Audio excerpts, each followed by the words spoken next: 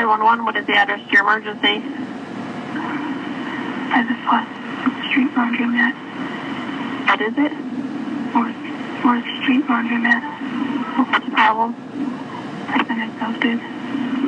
Who abducted you? Sean Green.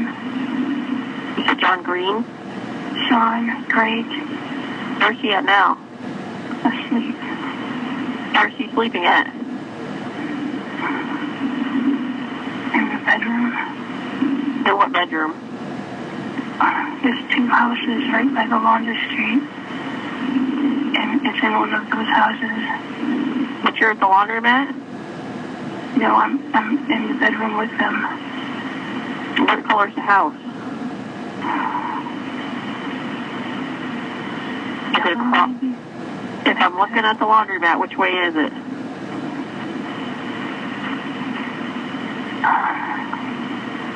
If you're looking in the laundromat, it's the one on the left of the 2. You don't know what color the house is? No. Please hurry. Does he have a car? No. Well, he's down the street. What's your phone number you're calling me from? I don't know. And you think it's a yellow house? I think so, but it's on the left. Is it an apartment? No, it's a house. Okay, does he own the house? No, he broke into. Does anybody actually live there? I think they've been abandoned. And his name is Sean Great? Yes. Like Grate? Yes. It's around 6 a.m. on September 13th, 2016, and the woman is calling from Ashland, Ohio. Because of the nature of the crimes she endured, her identity is being kept private, and we will refer to her only as Jane Doe. Does he have a weapon? He's got a taser.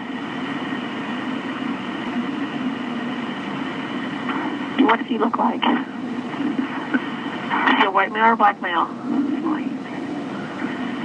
Is he like 6 foot or is he shorter than that? He's like 6'1", 6'2". Do you know how much he weighs? Probably 175.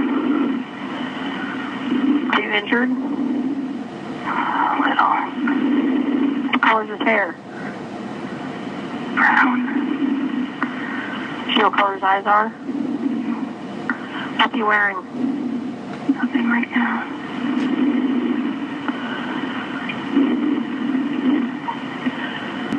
Stay on the line with me, okay?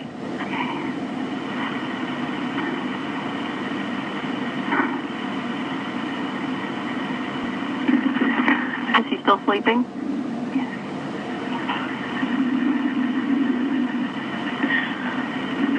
Where did he take you from? My apartment. I mean, I was walking with him. You were walking with him? Mm-hmm. Where were you walking to? I've known him for like a month and a half.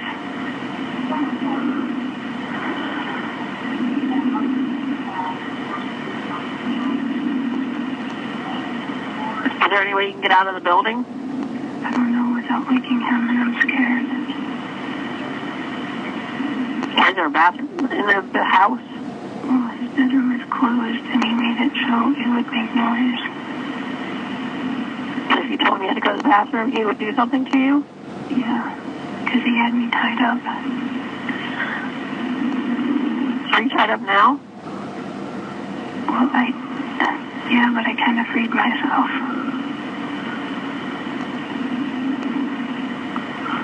Is he in the same room with you? Yes. Is it his phone you have? Yes. Are they on the way? Yeah, we have officers we're sending. Please send them up. Okay, if you're worried you don't have to talk, you can just set the phone down, okay? I just need to hear if the officers find you or not. Are you upstairs or are you downstairs? We're downstairs. There's a door. There's a side door on the right of the left house. And that's where we enter. Immediately there's a kitchen right right there, and then the bedroom is right off from the kitchen.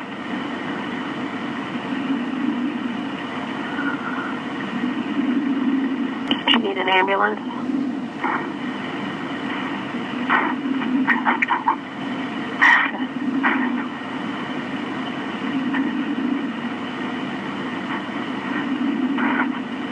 Are you bleeding from anywhere? Not anymore. Where were you bleeding from?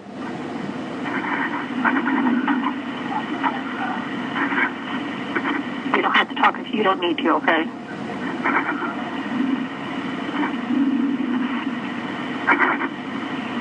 For 7 minutes, the terrified victim has struggled to keep quiet, her abductor sleeping just feet away. But suddenly, something goes wrong. Do you know where he lives? No.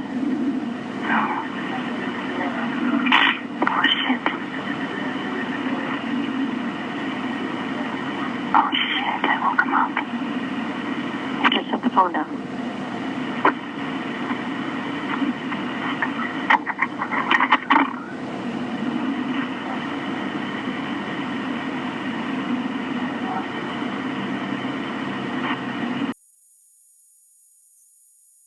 Are you still there? I'm much longer. What? I'm much longer. Do you hear any officers outside? No. Okay, they're in the area.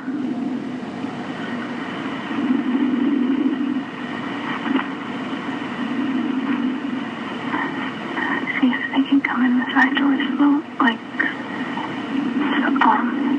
softly. Is there a padlock on the bedroom door, or is it just a regular lock? No, I don't even know if it's locked. It have a knob, so Are you laying down? no, I'm standing right by the bedroom door. And you can't open it? What? Can you open it? I'm afraid without making noise. Is the door to the house open? I don't know, probably, maybe.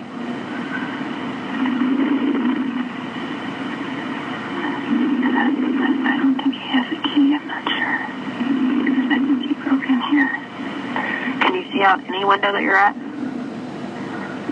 They're all curtains shut. If you think you can get out, you need to get out. Not unless they were right here. They would hear me, catch me, and he's strong. Finally, the woman hears officers approaching her location and warily makes her way out of the bedroom. Okay, I can hear him. Do you hear him? Yes, Okay, do you think you can get out? yeah.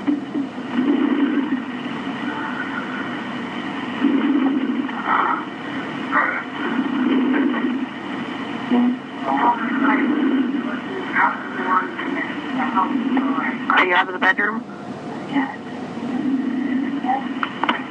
It doesn't have a doorknob. They need to push. The door doesn't have a doorknob? No.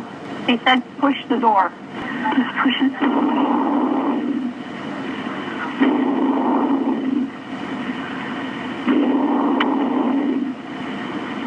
Can you hear anybody right now? I heard the side door open. She heard the side door open.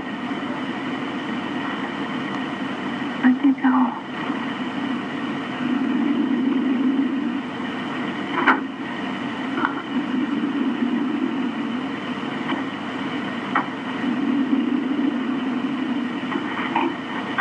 Out of the bedroom. You're out? Okay, can you get to the door where you can see out? Huh? Can you get out of the house? Locked. It's locked. Are you at the door? Yeah, I am. She's at the door. Is there a window there? Yeah, I'm looking out and they tell him to come back. She said to, Hurry, hurry. she said to hurry up and come back. Can you, Yeah, they can see me if they come locked. to it. the door's locked. No, the bedroom door had no door handle. This one, it's locked. You can't get out. Can you unlock the door at all?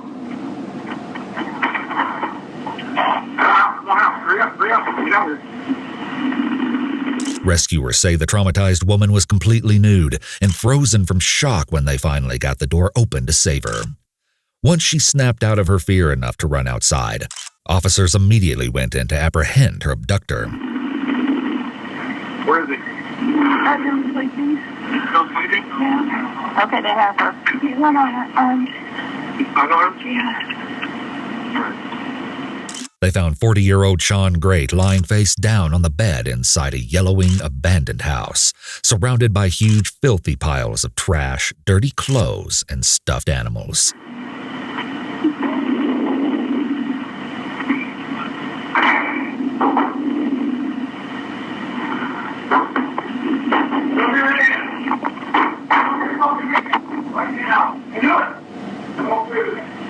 Police initially believed they were dealing with an open and shut case of abduction and assault, but what the interrogation slowly uncovered will leave you horrified. Sean Great's crimes were far more extensive and even more disturbing than anyone could have ever imagined, and it's all revealed in his interrogations. In a variety of never-before-seen video clips and exclusive audio tapes, Sean will tell his own story. Sean was hastily helped into a pair of shorts, read his rights, and transported to the police division for questioning.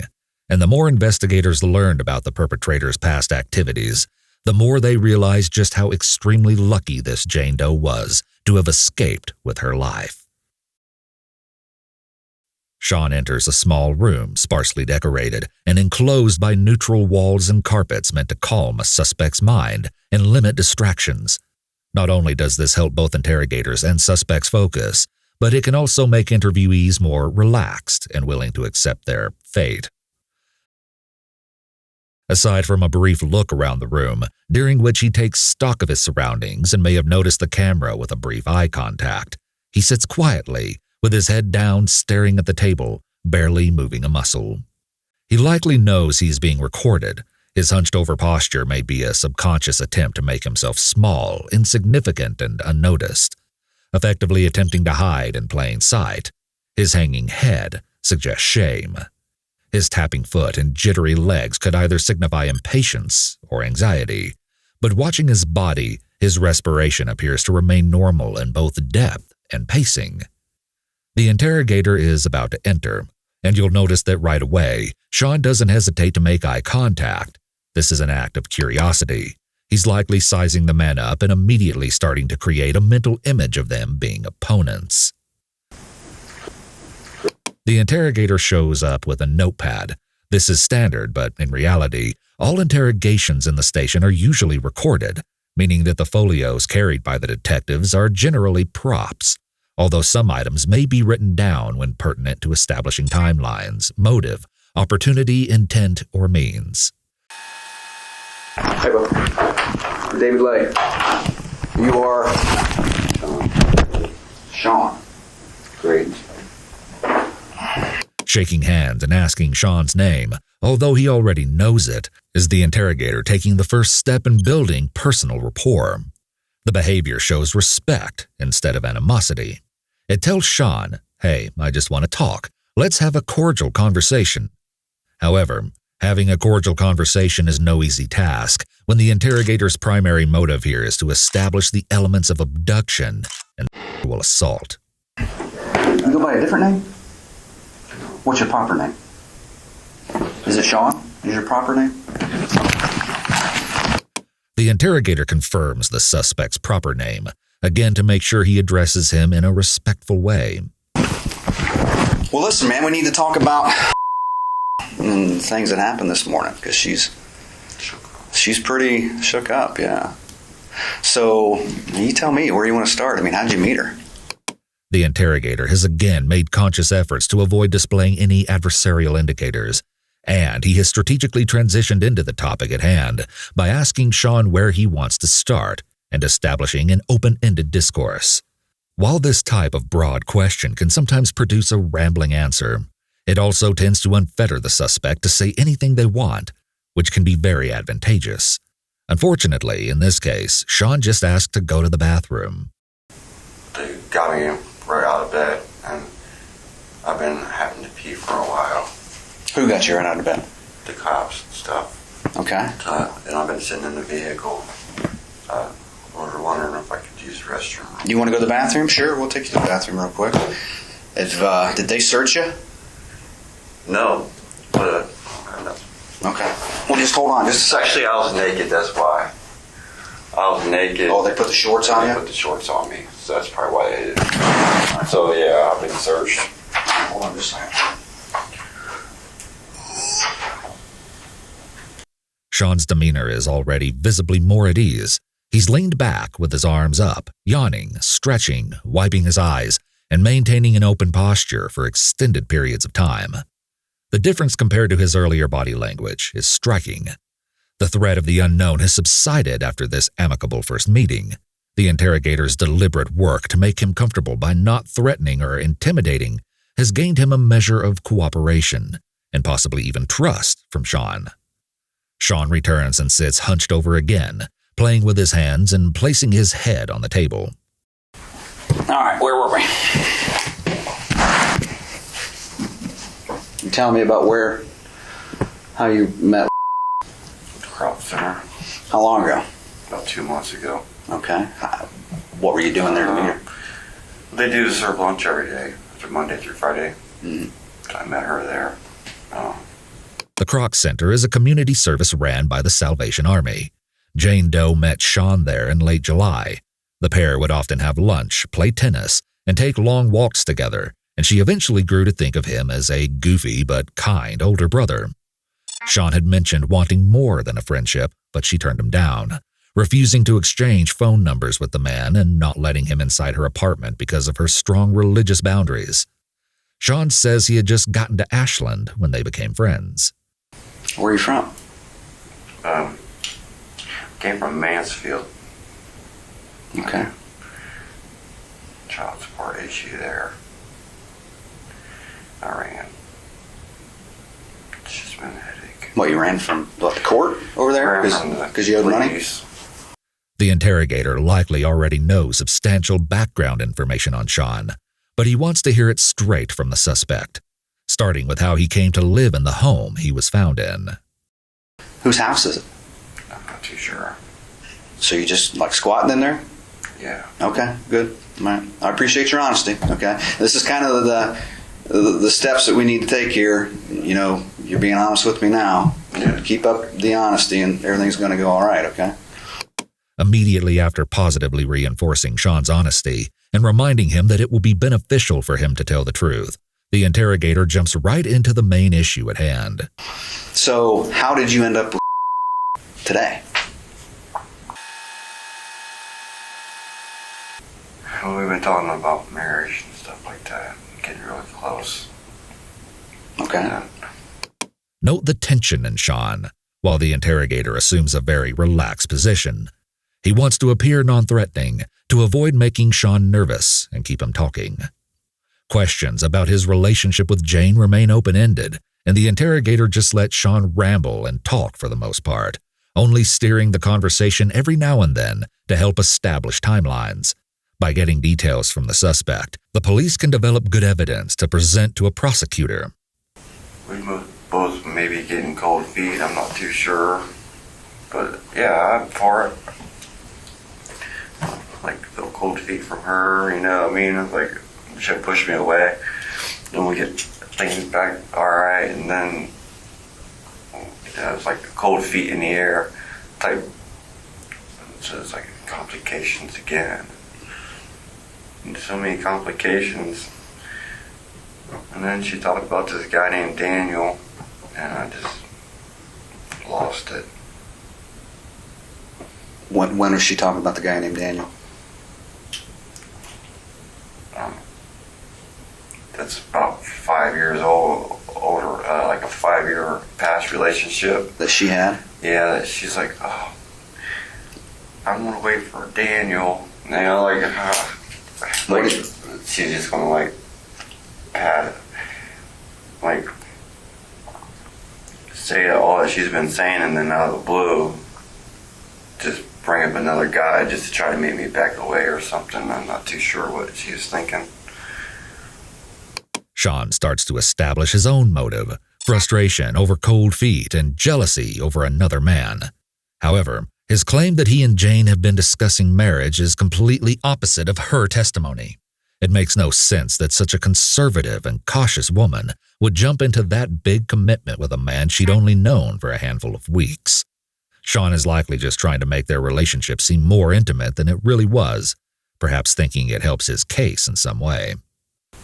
She's in doubt about marrying me, pretty much. Okay, but how long have you been with her? Like, today, how long has she been in that house with you? 24 hours. Okay. Where did you meet her to bring her back to the house? Her place. At this point, the interrogator is starting to work the timeline backwards from the crime to how long Jane was with Sean to where Jane came from. By determining how long the two had known each other and that Jane had gone to Sean's place of residence, he's attempting to establish Sean's intent to commit the crime. So how did you get there? How do you get there to her apartment, okay? And then you take her where? We walked around and we went back to where I was staying. Okay. Just kind of started fooling around a little bit, and then things got carried away. Explain carried away. Like, no, don't, I mean, we're not ready for that. We've dealt with that before. She's saying? Yeah. Now, what's she meaning when she's saying that? At this point, by establishing the existence of the conflict over whether or not the pair wanted to have intercourse, the investigator is starting to work on establishing not only motive, but also the elements of the crime of intercourse under force or threat without the consent of the victim. Now, what's she meaning when she's saying that? What? When she says no, what's she talking about? Here, the interrogator is clearly trying to establish that Sean knew Jane wasn't consenting by saying no. Watch how quickly Sean catches on to this and avoids using the specific word no. Oh, she didn't want to say no. She's like, I'll stop it. We're not gonna. We don't do this. We don't fool around because we're gonna wait for marriage. You don't fool around. You're talking intercourse. Anything. Anything. Okay. All right. No kissing or anything. I just like what I do is just give her a little tap on the back. Just the conversations we have. Always like it's nice conversation and stuff. So did you guys have? Yeah, we ended up having. The interrogator has successfully established element 1, intercourse. He's now going to work on element 3, lack of consent. Against her will? Well, it ended up she didn't like it, and she's really beating herself up about it. That's the part. Mm-hmm. So It looks like you might have hit her a couple times.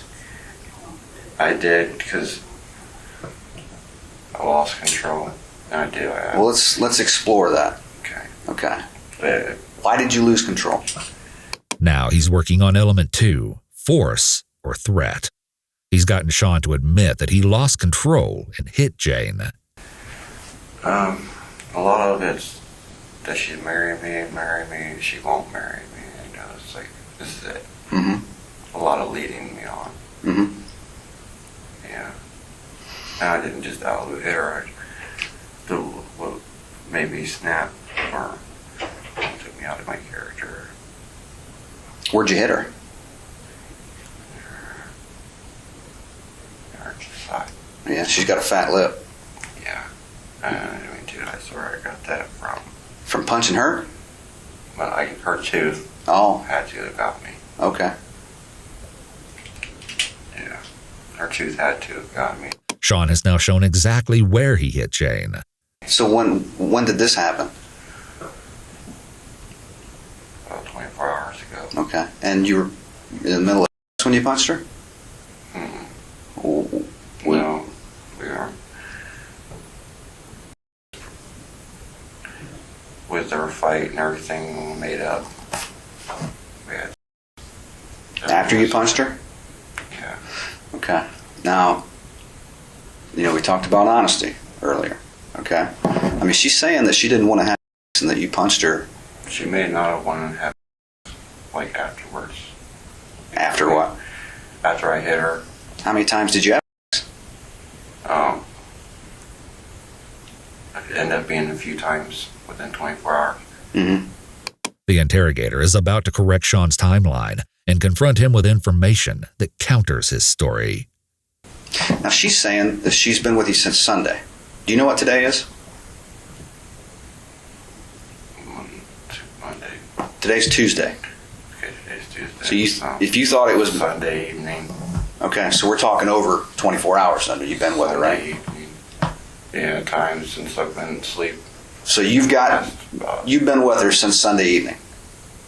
Yes, Sunday evening. Okay. Can you tie down a time when you guys got together? 6 o'clock probably in the evening. Okay. Go straight to the apartment. She's saying you tied her down to a bed. I mean, what's the deal with all the straps on the mattresses? I did tie her down. I abducted her. You abducted her? Yes. Explain that. For all this time that he's been trying to play it cool, Sean breaks a little here, using the harsh word abduct to describe his actions, like he realizes that it's no use to keep up the charade. The interrogator remains calm and proceeds with more open-ended questions like, explain that. To just let the suspect open up and provide all the facts and evidence the interrogator needs to establish the occurrence of the crime.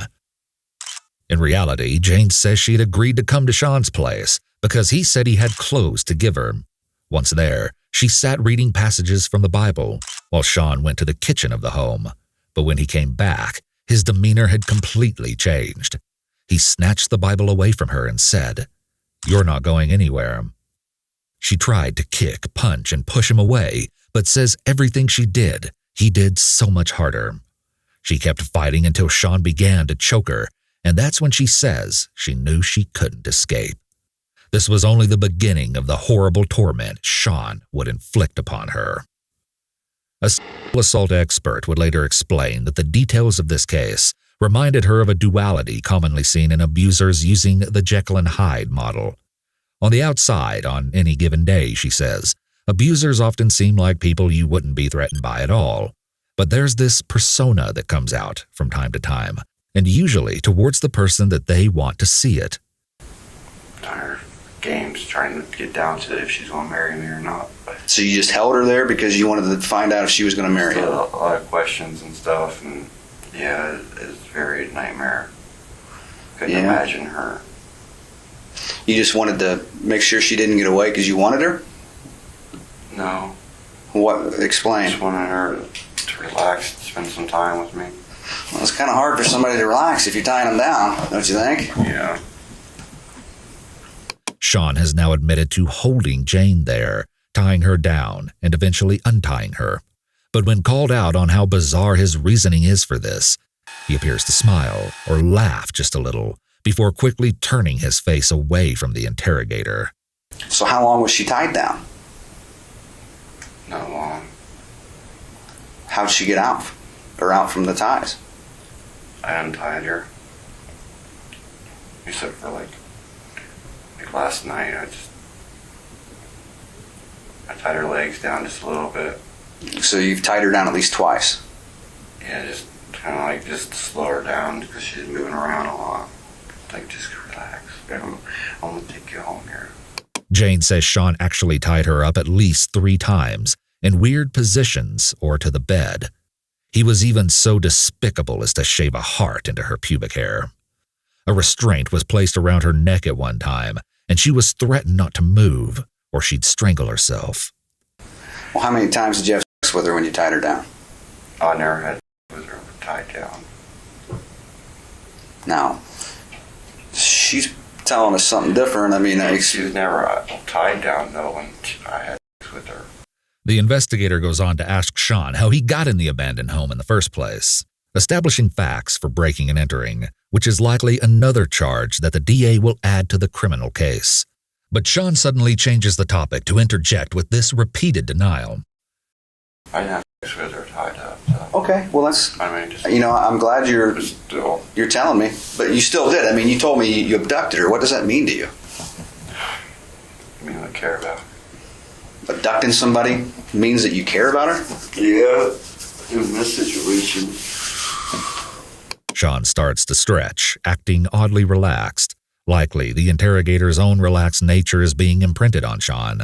It's also possible that at this point, Sean realizes he has no way to defend his actions and is slowly starting to accept the severity of the crime. Get her out of her apartment. Why do you have to get her out of her apartment? She needs to stay in it and hide. Does she live with anybody? She stays in and hides behind the Bible all the time. Are you religious? Yeah, I believe in Jesus Christ died for our sins. Sean speaks with a lowered head while addressing religion and sin. This may be an indicator of remorse, but without other body language to go off of, I'd say it's more likely a lie. Sean being strangely judgmental of people and thinking he knows what is best for them is a common thread that will come up again many times. Here he is starting to reveal his true colors. So she's pretty religious?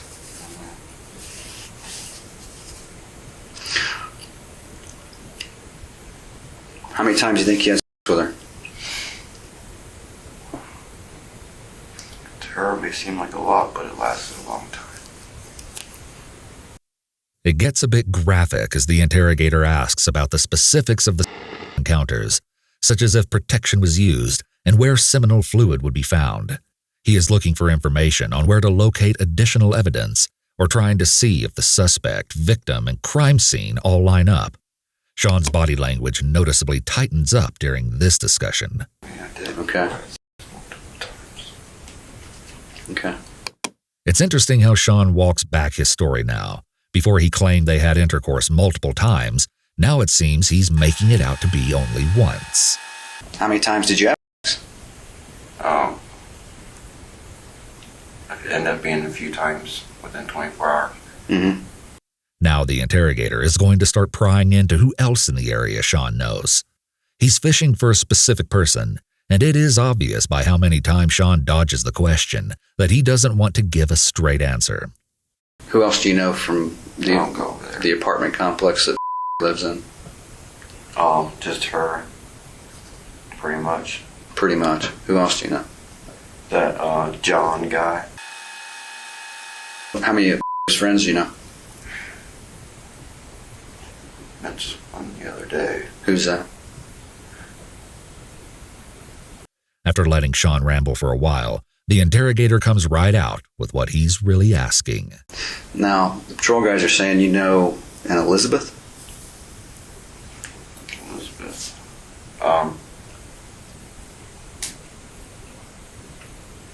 Met her one time outside. I guess I did. I talked to a few people out there, but that was just like a moment. Played some badminton. And I was playing badminton, and Elizabeth come outside, talk to us. Describe Elizabeth.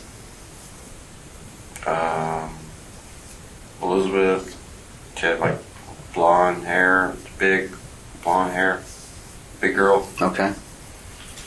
Do you know her last name? No. Griffith? Sound familiar? Elizabeth Griffith, a 29-year-old local woman, went missing. Friends say Elizabeth was outgoing and friendly, spending much of her time at church or the Kroc Center. She was happy, always singing wherever she went, and a compassionate person you could count on to lend a helping hand. But Elizabeth suffered from mental health problems, and a therapist who oversaw her day-to-day needs says she suffered from paranoid schizophrenia with mania. She would call a community mental health line about every other night, as she would frequently have both auditory and visual hallucinations. At one point, it even escalated to the point that she put kerosene on her head and set her hair on fire. Elizabeth clearly needed frequent and regular help, and the counselors knew her well, but one day, she started missing appointments. She last called in on August 15th. On September 7th, her apartment was checked out by her therapist and a caseworker, and she was nowhere to be found. But her therapist knew her habits like the back of her hand and felt in her gut something was very wrong. When did you see her? When did you meet her?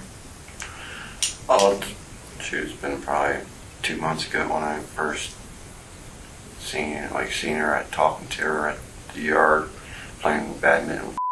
Mm-hmm. And then we played badminton again, and then I just seen her come in and talk to neighbors.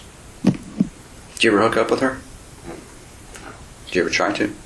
Knowing Sean's motive in Jane's case, the interrogator pointedly asks Sean questions to gauge if he had a physical interest in Elizabeth. No, not like that. Not like that. How? Oh, I don't see her like that, hooking up with her. How do you see her? Just trying to find her way. I don't know. What do you mean? I mean, just trying to, I don't know. She talks constantly, just for like the 5 minutes while I was playing badminton. What'd she talk about? The mental hospital and stuff that she's dealing with. Yeah, she had some issues. She's missing. That's what I heard. Sean has admitted he was aware of Elizabeth's disappearance. The interrogator is now setting aside the case with Jane and digging for more information on a possible additional crime related to Sean. The interrogator wants to know why and how Sean was already aware Elizabeth was missing. He sees a hole in Sean's story and presses a little more. How'd you hear that? Through Tracy at the Croc Center. Tracy. Mm-hmm. Told you that? Yeah, and her friend that we met the other day. Who's the friend? I think her name is Susan. What did say about Elizabeth? She just don't know. Don't know what? She's thinking that she was at the mental hospital somewhere. Mm. She don't know. Yeah, well, usually if that's the case, we can find that out pretty easy. So I mean, yeah, we don't think she's at a mental hospital.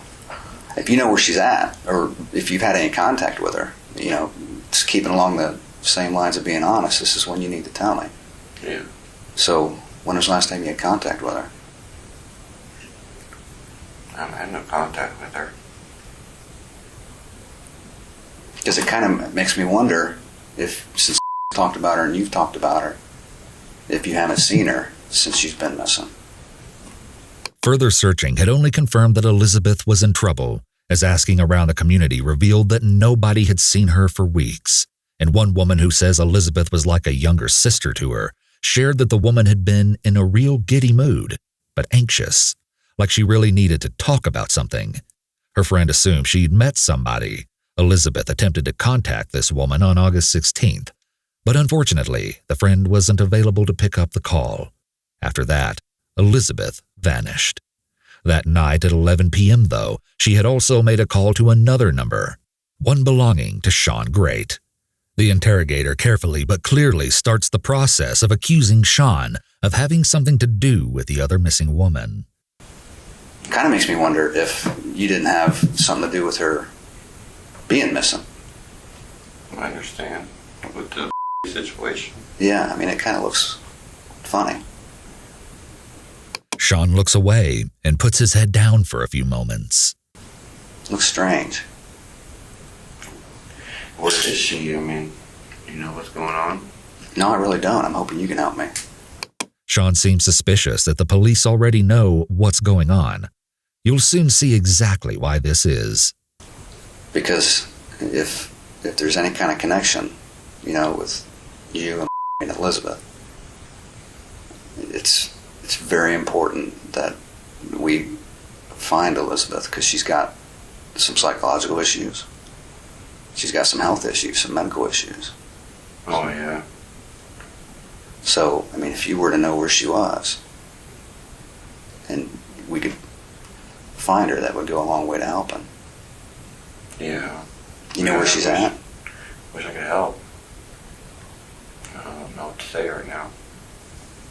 Well, I mean, you could start by just continuing to be honest. I mean, you told me that you considered yourself that you abducted. Did you abduct Elizabeth the same way? No. Two different people. Well, I know they're two different people, but the circumstances are kind of the same. After the interrogator draws clear parallels between the two women's cases and reminds Sean that he's already admitted that he would and has abducted somebody, he goes quiet and waits to see if Sean will break the uncomfortable silence, perhaps by acknowledging the similarities between the disappearances or offering incriminating information.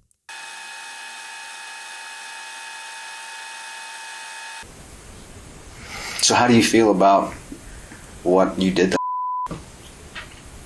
Sean wasn't cracking, and so the interrogator tries a different tactic, dropping the topic of Elizabeth completely. This visibly relaxes Sean. However, he now has to directly think about his actions. What do you think?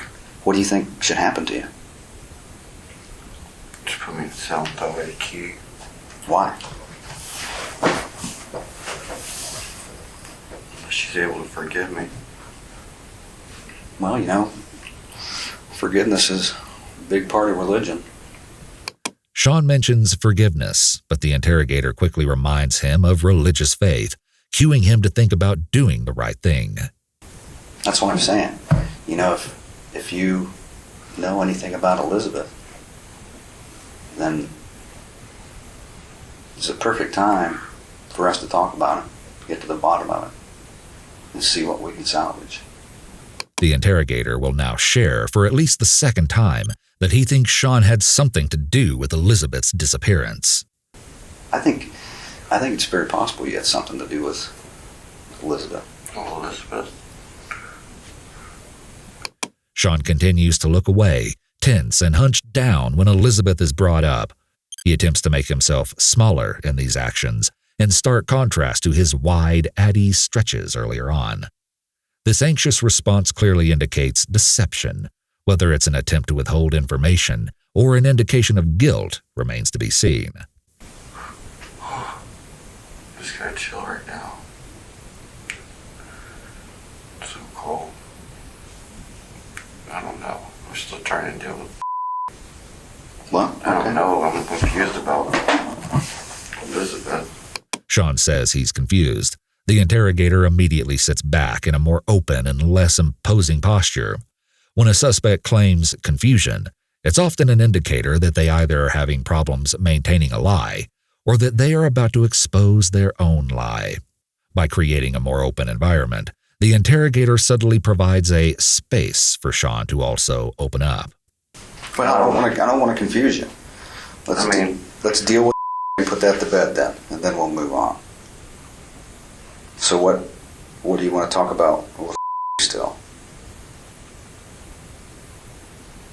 Just wondering what was going to go on, you know. I know. I'm just glad that, you know, she's okay. Yeah, she's okay. I mean, she's mentally, you know, she's a little messed up. Physically, she's injured. I mean, you know, you've got the cut on your hand every and one stuff. time.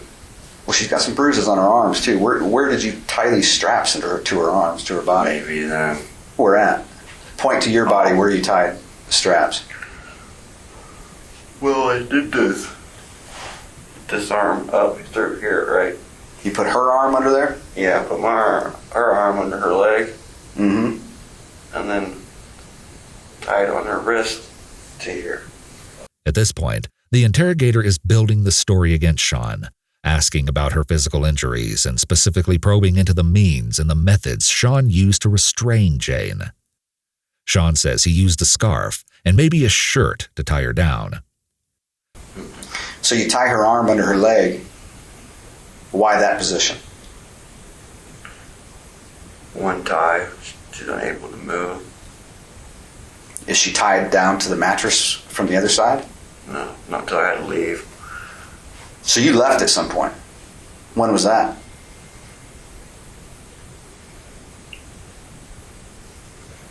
About 8 o'clock to 9 o'clock A.M. or P.M.? p.m. On Sunday or Monday? Monday. So when you left, you tied her down to the mattress. Why? You'll notice that as the topic stays on Jane, Sean keeps his eye mostly on the interrogator.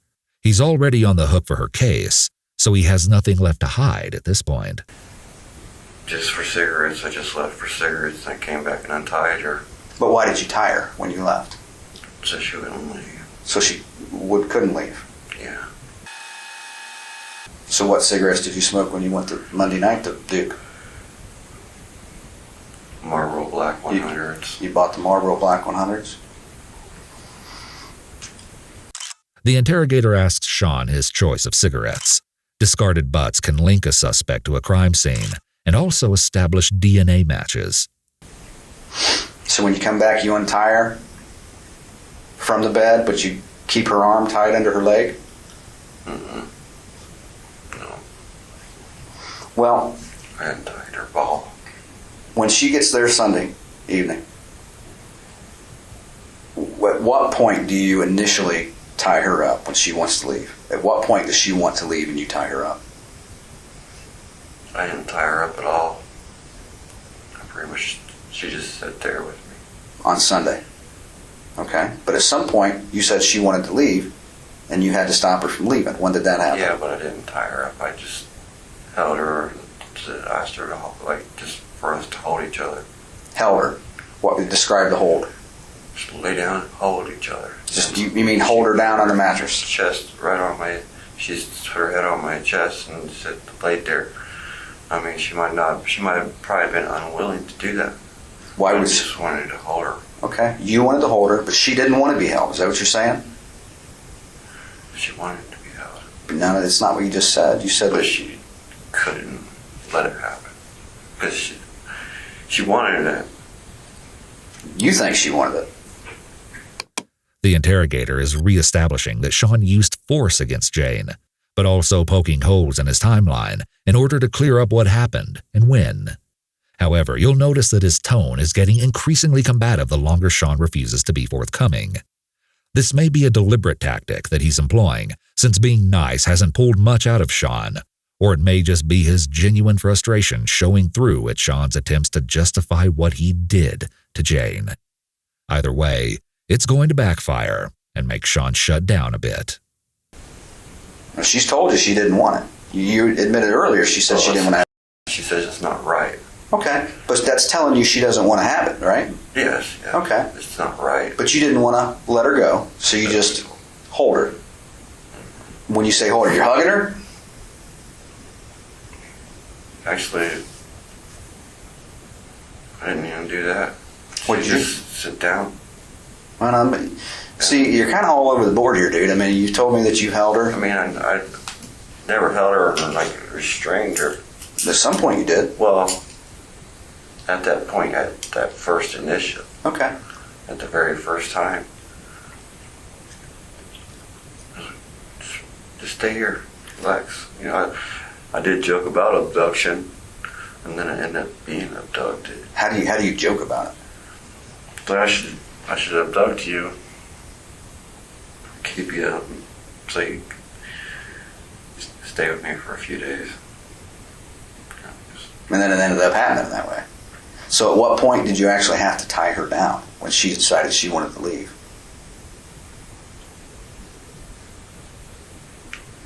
Other than the time when I left, I tied her down. The interrogator continues to firmly establish that Jane was physically restrained and held against her will. This is where the interrogation footage ends, but we do have audio of the rest of this interview. Sean continues to make far-fetched claims that he planned for Jane to escape all along. Other than the time when I left, I tied her down just a little bit before last night. Then I fell asleep, which is good. That's the way I planned it. Barely tie her up. I fall asleep. She gets to leave. So you planned it that way? Yeah, I wanted her to leave. I knew she was going to leave. When, this morning? I knew that she would be able to untie herself. She only had one strap around her legs. That's it. So how long ago did you plan this? It just happened. Okay. But last night when you tied her up, the way you planned it, you explained that. Yeah, I wanted her to be able to leave. Okay. I already told her fall asleep, just leave. Didn't you think you worried about getting in trouble? Yes. I have to deal with the consequences. The interrogator is clearly not buying this story. Jane would later testify that she did have several conversations with Sean where he promised he would let her go soon, but it never happened. What's more, she says she couldn't move at all without him jumping into reaction, that she did not eat anything the entire duration of her entrapment, and that she wasn't even allowed to go to the bathroom without Sean walking her there. With these details in mind, Sean's claims that he intended for Jane to get free are likely a ploy to make him look marginally better. However, the interrogator cuts him off and forces him to look at the fact that his actions indisputably meet the definitions of some very serious crimes, no matter how much he might try to reframe them. You know, you talked about you abducted her. You've had sex with her against her will, too. Yes or no? Yes, I did. What do you call that? And how many times do you think you raped her? It might not have been after the first time. I don't know if it was under her or after against her will. Or if she was just going with it. Well, my guess is she wasn't just going with it. We can already see Sean embodying the signs of a typical abuser. Enthusiastic consent means looking for the presence of a yes. But when Sean speculates that Jane may have just been going with it, it suggests he believes the absence of a no suffices.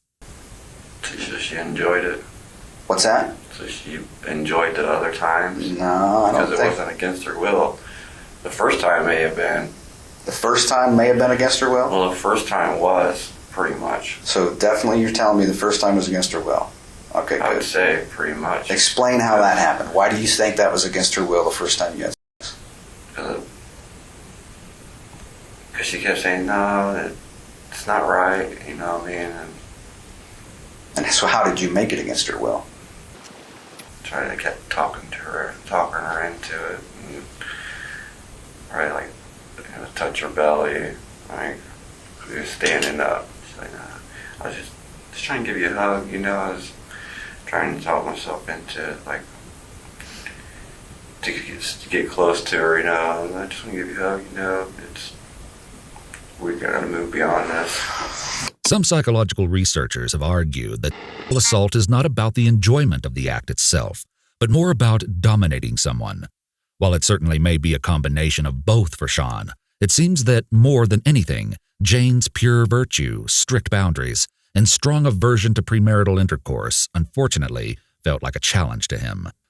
Sean goes on to talk about where he's lived since arriving in town around June or July. He constructed a makeshift fort in the woods, and at one point broke into 2 campers where he stole valuables, and even lived in one while the owners were gone. He broke into a flea market, which is where he stole tasers, along with other property. He also took up residence in a former Hess and Clark building, which was supposed to be vacant, before breaking into the house he was apprehended at, which had electricity but no water. The interrogator asks what friends he's made while in the area, and Sean's response is sickening. Who do you call friend over here?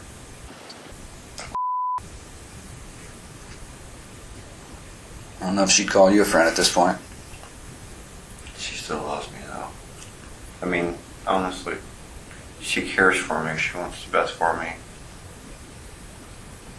That's what's bad about this situation more than anything. That She still cares. She cares about me, though. She don't want nothing to do with me no more, but she cares. Well, you know, that's a good thing. She has a Yeah. good heart. a good heart's a sign of a good Christian. Yeah. One of the diagnoses Sean would receive after later testing is personality disorder, which includes many traits, narcissistic being among them. This is likely one underlying cause of Sean's lack of empathy for Jane's suffering and the way he seems to feel entitled to her forgiveness. You think you've got a good heart? Confused. Yeah, I think you are. But you know what? We're all confused at some point, man. And a lot of times you just need a trigger to go forward, to move forward, put things behind you and move forward. And, you know, this could be your trigger. If if you realize you've been doing the wrong stuff and doing some things you're not proud of, this is that trigger. The interrogator puts aside his own feelings about what Sean is saying in order to stay relatively positive, framing Sean's cooperation and honesty about his bad deeds as a sort of opportunity to repent. Now he will try to play off that to get more confession out of Sean. What else has been going on that you're not proud of? Sean dodges the question by talking about how he's been struggling to keep a job. He worked briefly at a Save-A-Lot store. I had to quit. I can only keep a job for so long because eventually the police report's going to come back that I have a job here. I understand. I just kept thinking, like, dang, it's probably about time for the police to come here and get me for my warrant. For your child support warrant? So you don't want to keep a job for 3 weeks because you think the law is going to find you and arrest you on the warrant? Just this situation, not normally in the past, no. Sean has 3 kids. He was actually jailed at least once for not paying child support, and reports that he was in and out of jail between roughly 2005 to 2015. He became a drifter who roamed from place to place. Next, Sean says he's been stressed lately, and the interrogator asks him why. Just trying to get it right. Well, let me help you get it right.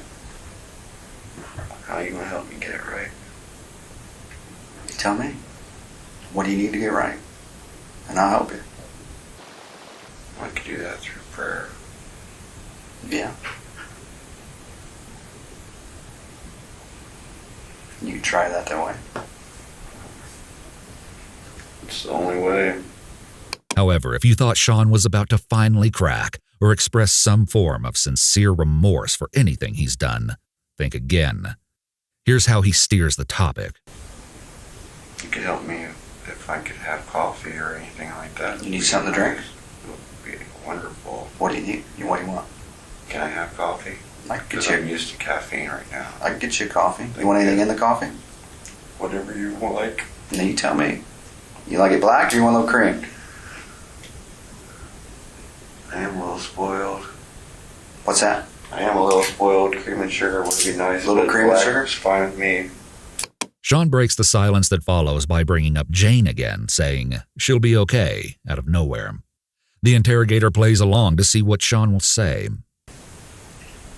Well, the good thing about she's here. She got out this morning, because you planned on not tying her tight, right? So she could get away this morning? Yeah, told her, get away. Okay. Let's go. So, she's good. We know where she's at. So, I did. I hit her once. It's good. Even though it might look different. I did isolate and connected pretty good. I didn't mean to. But Well, that was I don't after, know. she got me. I don't know if it's an accident. It wasn't an accident. You hit her closed fist, Yeah. and you got her right on that knuckle. That's where that's what happens. That's the knuckle that you're going to connect with when you throw a punch. I've thrown a few in my time, and that's what happens because that knuckle sticks out there. Yeah. You don't make a fist and accidentally punch somebody. The interrogator is about to perfectly verbalize one of the signature traits of abusers, their tendency to deny or minimize the seriousness of their violence and its effect on the victim. Pay attention also to how Sean tries to paint the narrative that this was an isolated incident, which was out of character for him. It will later become clear that this is very disingenuous. Never done it before. Well, Never hit a woman like that. just don't try to minimize it. You punched her. Yeah, you're right. Oh, man. Minimizing it, that's good. Honesty is the best policy at this point. I agree. The interrogator cleverly gets his foot in the door by getting Sean to agree that honesty is better than minimizing his actions. Now he'll use this opportunity to pry deeper. So what else about have you kind of minimized? You want to get off your chest? I didn't make her do some things. Like what?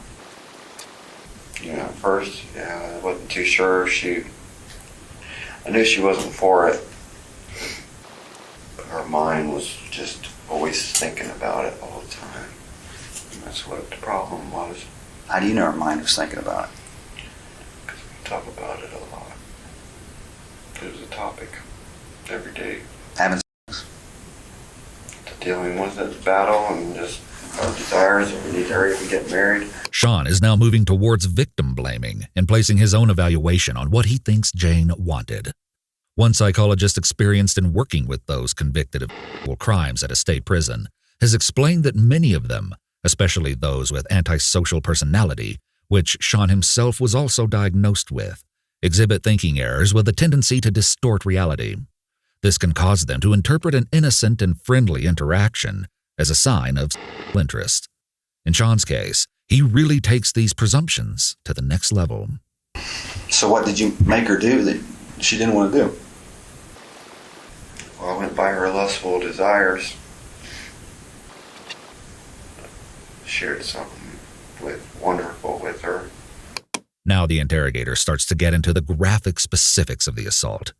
I won't play much for you, but there are a few things that Sean says that stand out as particularly bold and insensitive. Keep in mind that Jane has stated she was sexually assaulted in every way imaginable. So explain to me what you did to her that she didn't want to do. Here the interrogator asks Sean to tell him step by step how he forced Jane to perform these acts. This proves to be a huge obstacle for Sean, as almost a minute of silence goes by before he can muster up any words. I just told her to.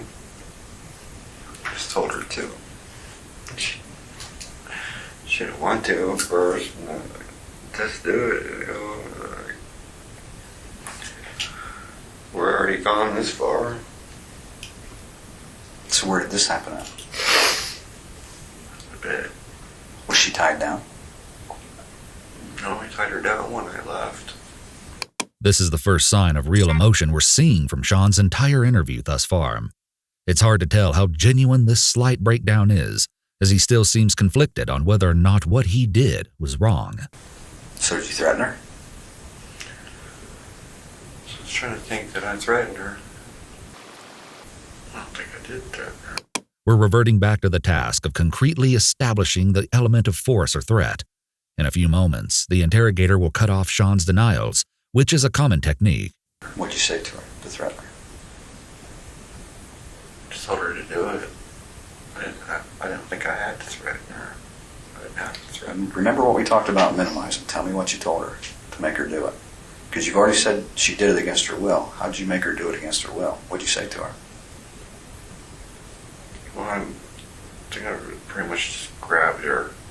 Sean is now prompted to speak on what happened after he assaulted Jane. And I get all scared and don't know what to do. And what do you end up doing? So we think of a plan. I was going to walk her home. Well, first we talked about just turning myself in. I was going to do it. You were going to turn yourself in. Why? It's the right thing to do. So why didn't you? Because I just knew it'd be it. I just wanted to see her for another day. Okay. So what happened? How do you keep her there for another day? Just sit there in the room with her. A lot, most of the time. So later on, I just wanted to go get cigarettes. I needed it. I couldn't just sit there. So that's when you tied her up? Yes, that's when I tied her up. Sean would later reveal that he also took Jane's keys, went to her apartment, and stole some money from her wallet. At this point, the interrogator seems to be feeling he's gotten all he can out of Sean about Jane for the time being.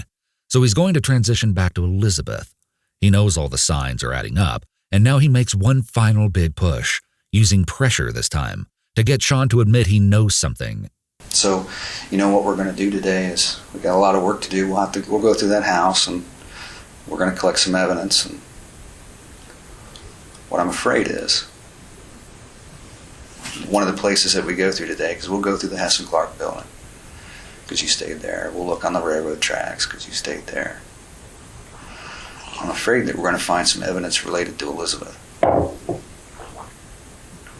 And if that's the case, and you haven't talked to me about it and been straight up with me, it's not going to look good. Elizabeth. So I want to give you the opportunity, before we dig into that, to be honest with me About Elizabeth. about Elizabeth. So what do you know about her disappearing? There's almost another full minute of silence.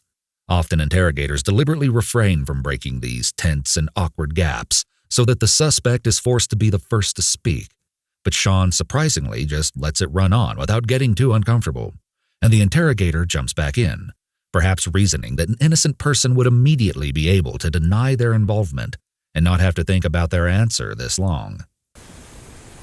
What do you know about her? She's crazy. How do you know that? More silence, and the interrogator keeps prodding Sean to help himself by telling the truth. Then Sean slips up. You don't know where she is? No. Where's she at? This is the second time that Sean has expressed disbelief that law enforcement doesn't already know where Elizabeth is. You're probably wondering why, and so was this interrogator.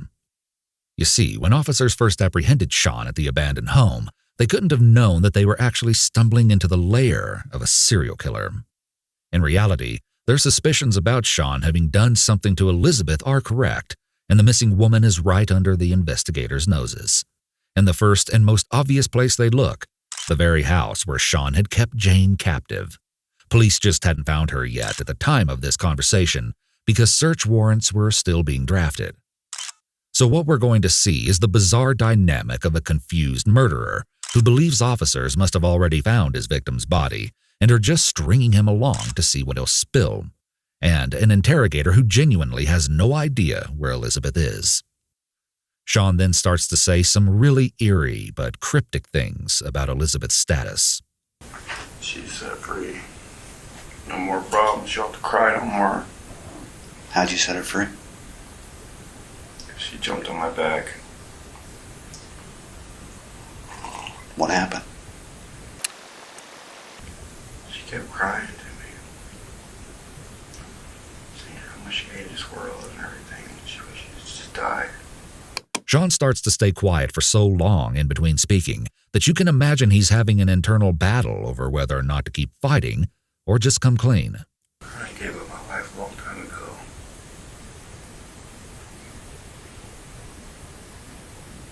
To help people. Do things that they can't do themselves. How did you help her do something she couldn't do? Did you help her kill herself, Sean? Well, I try to be encouraging for her. I told her to leave people alone, just not even worry about talking to nobody, just isolate yourself for a little while, and then whoever gets away, you see who your true friends are.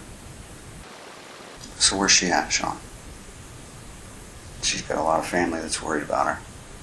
I'm worried about her.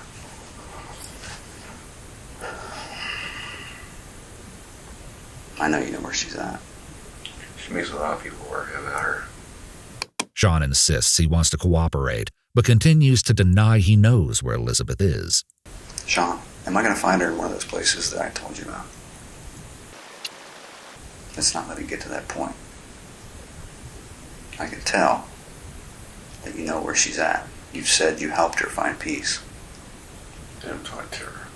Mm-hmm. When did you talk to her? She was with us. When was this? Well, maybe a week ago or so. Where did you talk to her at? In front of the yard out there playing badminton. It's just a sad situation. Elizabeth has been missing for several weeks at this point, since mid-August, So already there's a huge problem with Sean's story that they spoke just 1 week previously. He continues to claim that helping her find peace just meant talking to her and allowing her to clear her mind of her worries and relax. The interrogator reminds him that he's already made it sound like he knows where she is. Sean continues to play dumb, and this is when we see a tactic shift. Patrol said you've had some dark thoughts lately. What's that about? Did you tell an officer this morning you've had some dark thoughts? Did you tell some people you had some dark thoughts lately? No. Have you had dark thoughts? No. Thoughts about hurting people or... No. No dark thoughts. Remember what I said earlier, that we're going to go through all those places, man. Oh, that's fine, yeah. It's fascinating to listen to Sean's feigned confusion as he straight up lies to the interrogator's face. I thought I figured you already would. Are we going to find Elizabeth in there? No. Any of those places? Where are we going to find her? I'm sure you guys already been through her apartment. She's not in there hibernating. Where do you think she's at? I don't know. That's what I was like, dang. So I asked, does she have family? Sean then bizarrely starts pitting Jane and Elizabeth against one another, claiming that Jane dissed Elizabeth and made her feel bad. The interrogator doesn't let him go off on this tangent any longer, though. Instead, he inquires if Sean knows about another unnamed missing woman from the area. Sean rapidly changes the subject to go on a rant about an Amber Alert he'd heard, but the investigator steers him back on topic once again. Any person that's gone, that's an issue. It's a big issue. Yeah. Yeah, definitely. Kind of like what you did to is kind of a big issue. Big issue, yes, it is. It is. Elizabeth's a big issue. Yes. Yes. So wait, no, you said someone else? Mm-hmm. That's a big issue. Mm-hmm. Oh, yeah. All from the same area that you've been hanging out. Oh. All in the same time frame that you've been here. This is what I'm telling you, dude. Yeah. Wow. You know, we're going to be looking at a lot of places today. I'm going to be straight up with you. Because I think you're bullshitting me. That's fine. What's up? If I link any of these women, these other two women, to you and the places you've been, you're going to have even bigger issues. And this is what I'm saying. This is the opportunity for you to put everything out on the table. I've treated you fairly. Do you agree or not agree? I agree. So if you know more about Elizabeth and another woman, please use this opportunity and let's talk about it. Let's find them. Let's get closer for their family. And let's move on.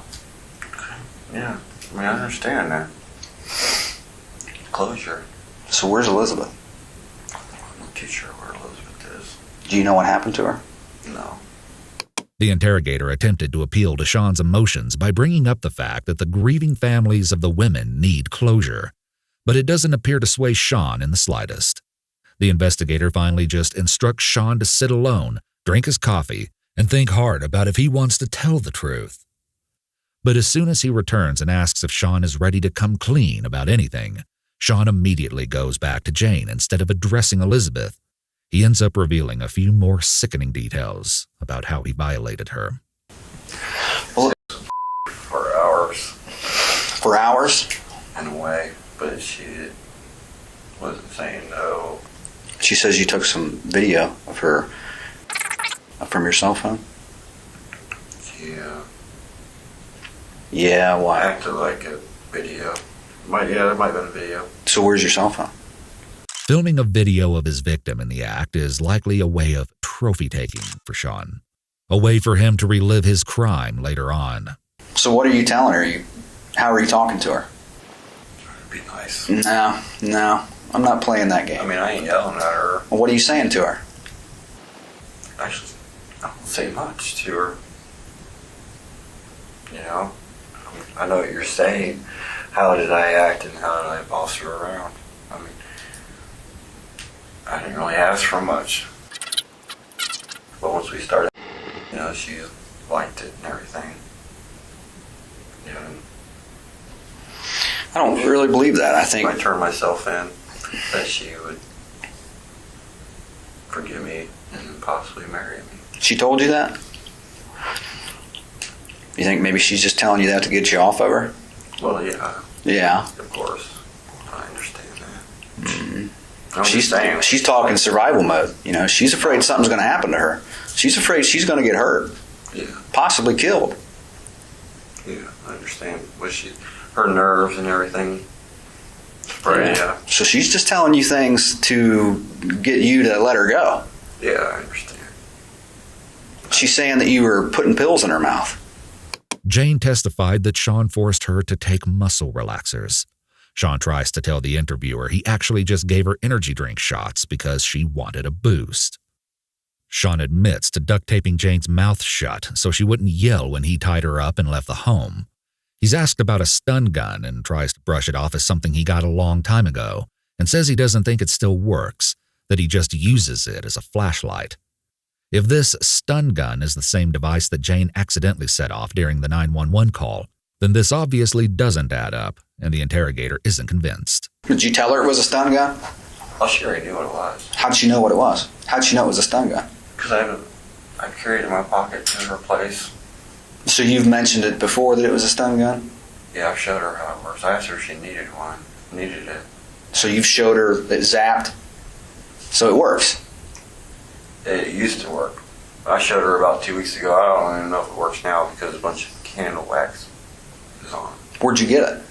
Flea market.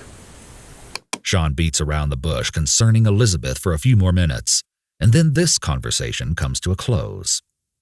The interrogator was successful in getting Sean to admit to non-consensual intercourse with Jane by means of force or threats. Intimidation alone can be sufficient to establish threats of force. Sean's violent behavior, absent the abduction and restraining of Jane, could be sufficient for this element.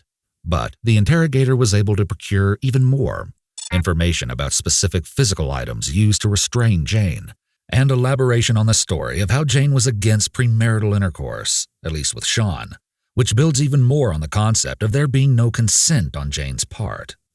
However, he was unable to secure a concrete confession concerning Elizabeth.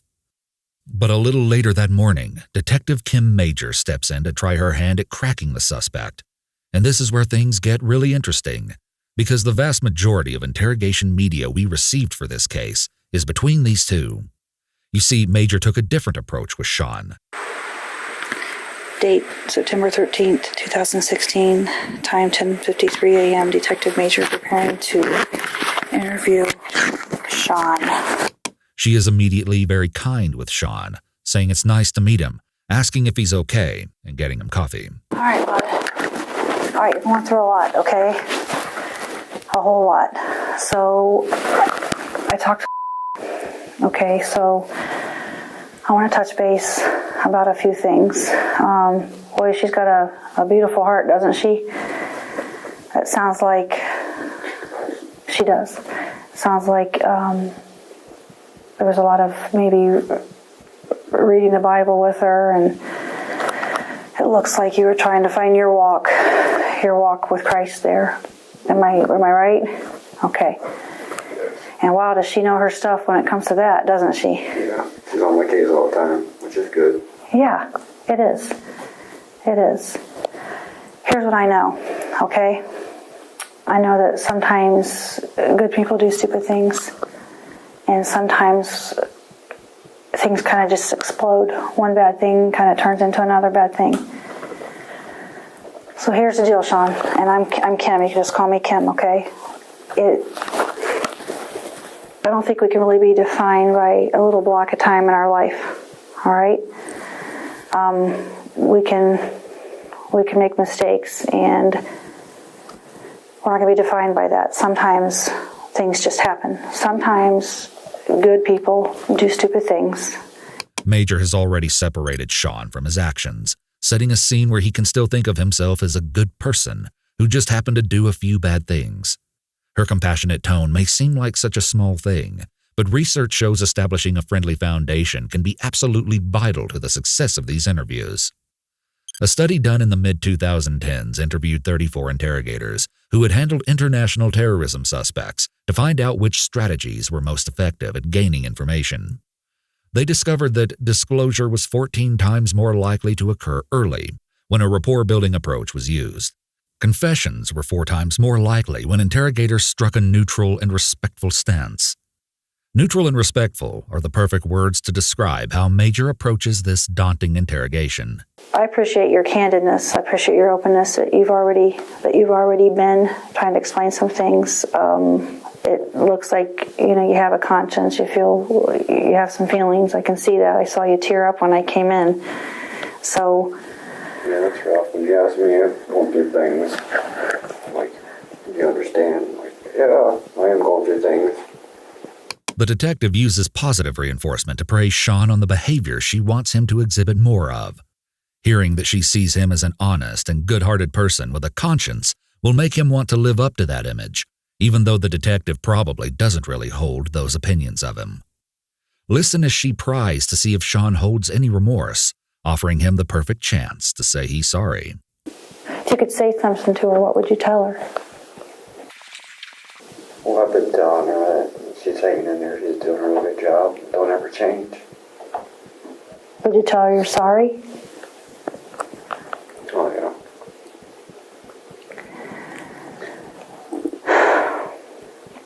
Well, I can see that you're hurting.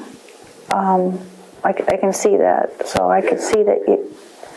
Go ahead, what are you I thinking? should be hurting more, but I'm just trying to stay strong. Yeah. The way Major prompts and comforts Sean feels almost like the way you'd speak to a child.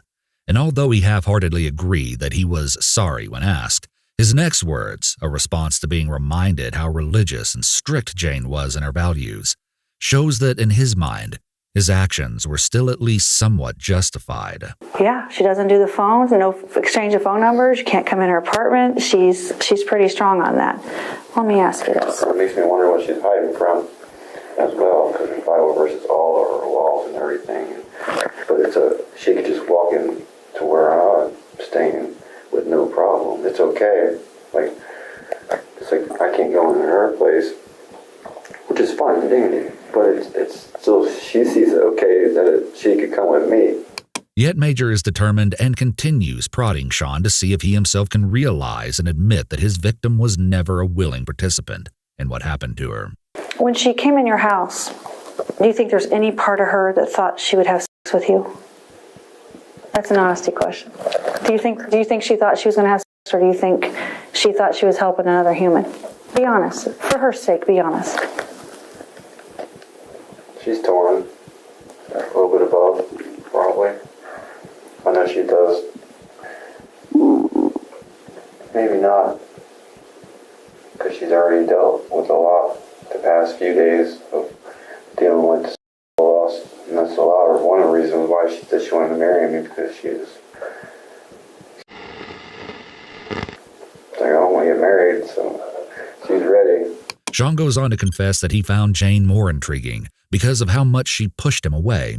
He admits he hit her once and says she flipped out, but then tries to downplay the severity of the strike. Tapped her. Well, I don't know if it's a tap. Her mouth's hurt, right? But I think sometimes when things get out of control, sometimes stuff happens like that. Right? No. Normally it don't get out of control. The further we dig into Sean's story, the less this statement that things don't normally get out of control holds up.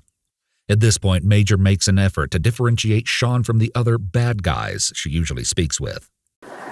When you say that she's torn, when I'm looking at you, I can kind of see in. Now, sometimes I talk to people who you can't see in somebody. They don't have a conscience.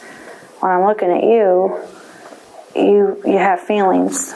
You have some feelings, and I can see them. The interrogator couches her negative statements within a positive build-up to make them more palatable and lessen the chance of Sean going on the defensive. Here's what I'm seeing with you.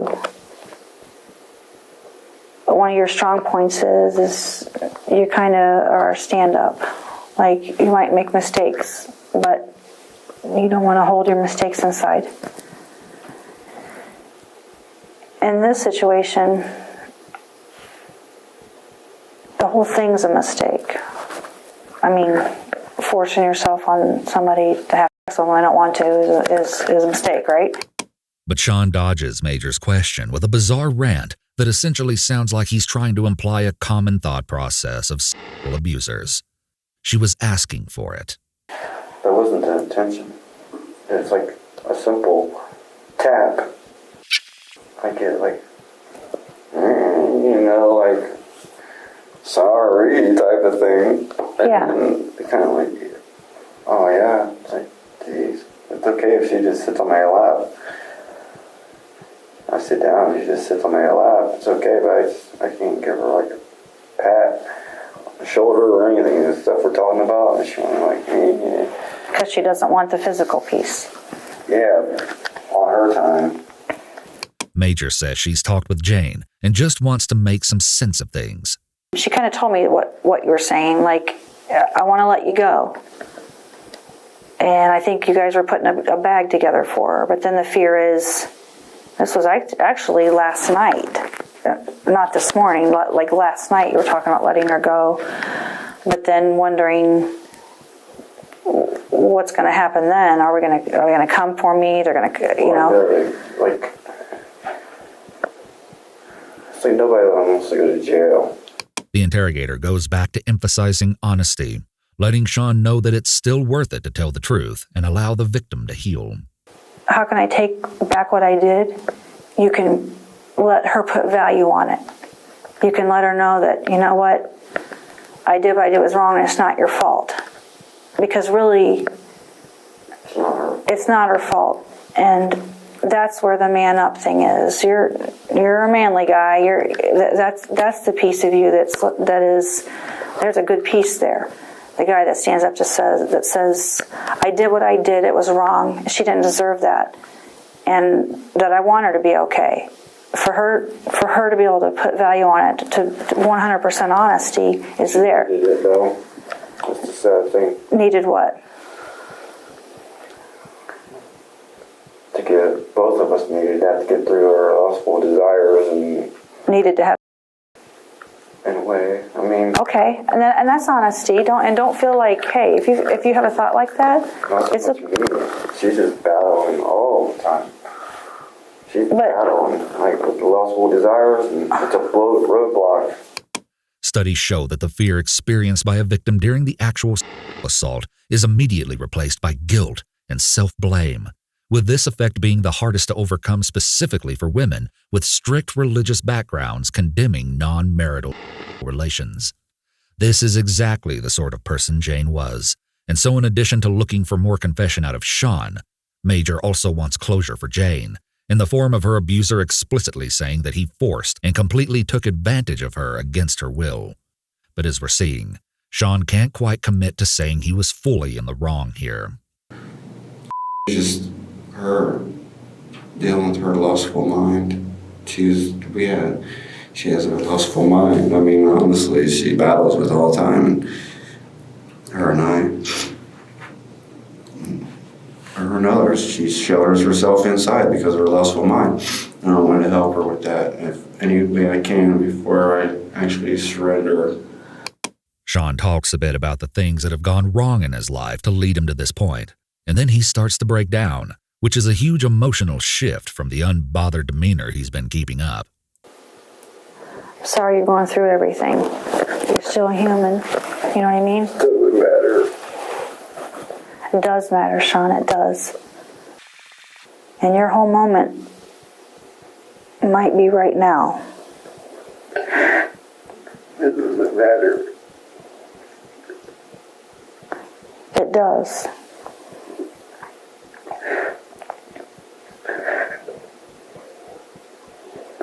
I'm just ready to be put in somewhere and throw away the key. That's all I want. Okay.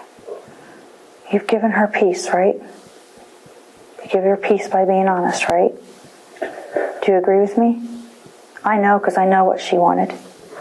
She wanted you to be honest so that she can feel like a good girl, because she is one. Major continues to hear Sean out while soothing and showing concern, which are important steps in continuing to build trust and rapport that will pay off down the road. Come on, it don't matter. Life to me, I died a long time ago on the cross. Whatever happens to me, it does not matter. It's temporary life anyways. Okay. She tries to get Sean to see how his actions will have a long-term negative effect on his victim, but he still finds a way to avoid this mentally. You think this will impact her for a long time? It'll clear her lustful thoughts. She'll be able to move on and stay focused now. You think it will cause her some trust issues? She's always had trust issues. Do you think they'll be worse? Can't get no worse. She's still single, never been married, 36. She has really bad trust issues. Major is about to shift the conversation to Elizabeth once more. She tells Sean that when she says they always figure things out in the end, she really means it and lets him know that this can be a one-conversation deal if they can manage to sort everything out properly. We can't find Elizabeth. We'll find her, but we can't right now. Hey, look at me. Look at me. I need your help. Why not? Okay? I need your help. I'm not here to judge you. I'm not going to leave your side. We're going to help it. I'm going to ask you for your help here. Okay? Are you hearing me okay? Are you understanding me when I talk? Yeah. Can you help me? Major remains firm, letting Sean know that the truth will eventually catch up to him. But interestingly, instead of intimidating him with a demand that he reveal where Elizabeth is, she gives him a small feeling of power by sincerely requesting his help. Sean is, of course, unwilling to come right out and say what he did at first, but the interrogator keeps appealing to his emotions. You came in and you said, I don't care about me anymore.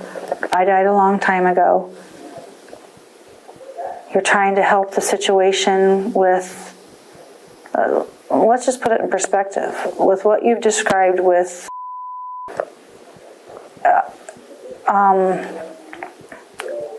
as far as doing things wrong, that's pretty much, there it is, right? So really anything that's happened with Elizabeth is the same exact thing. Am I right? Am I right or wrong? You gone through the same thing? I mean, there's a level of seriousness. It can't be a whole lot different than that. I'd say it's a whole lot different. Tell me how. Sean remains ambiguous, trying to measure what the police already know. But he's all too aware that the Jane and Elizabeth situations aren't equal, because one involves murder, and Major tries to unpack his vague statements. I don't think she's okay. We're past that, I think. We're past that. Well, you know she's not okay. What? You know she's not okay. Pretty much. You know? That's what I believe. That's what I believe. I know. She's okay. Maybe she's better off, though. Hey, she was tormented. There's some things that I know about her that In life. I do. Mentally abused. That's just some little piece of it. Yeah, Stuff. it's bad. Fire around. Her own people. We can tell Sean is getting closer to that confession, as he's already making justifications for ending her life. However, he suddenly decides to tell a story about his mother saying spiteful words after being scammed. The interrogator's response is measured. There's this lady. You want to buy some magazines? She brought over magazines, right, to my mom. And my mom paid her. And, well, no, she ordered magazines. She didn't actually just give them. She had to order them. So she paid her like $40 for these magazines, and then she never got them. My mom's supposed to be a Christian woman and stuff. Yeah. Talking about that. She'll get hers. You know, someone's going to catch up with her someday. Yeah. Wishing her dead. You know what I think I understand about you? You're like a perfect example of watching the people who matter to you let you down and watching what it creates in you. Now, when I first heard Sean go on this rant, I thought this magazine seller anecdote was just a tangent to stall for time. However, Sean is going to explain the horrifying significance of this story later on. so keep this incident in mind. For now, Major continues to remind Sean of the people worried about Elizabeth who desperately need answers. She has a mom. She has a mom. You help me? What's her mom like? Feels like a failure. Devastated. Yeah. She wants to bury your daughter. Sean continues to struggle with his disbelief that they haven't already found the body. I know you're just giving me a chance. What? You're giving me a chance. You already know. I am? Yeah, you're giving me a chance. Can you take me to her? You've already found her? I haven't found her. No. No. Because you act like something happened to her already. Like, Hey, I don't know. You're trying to find somebody that did something to her. more important than finding what happened to her is finding her body. Can you do that much for me? Obviously, investigators would eventually want to know the details of exactly what happened to Elizabeth, but by boiling down her request to just this one simple action of showing them the body, Major focuses Sean's attention on a singular, tangible goalpost, despite the storm of conflicted thoughts rushing through his head at this moment. But Sean defies expectations. It's like the interrogators have gotten him 99% of the way towards confessing about Elizabeth, but instead of giving them that last 1% they need, he switches gears and clearly implies that there are other victims. I might not be able to take you to her. Maybe someone else. Or others. It just matters. It does. How many are there?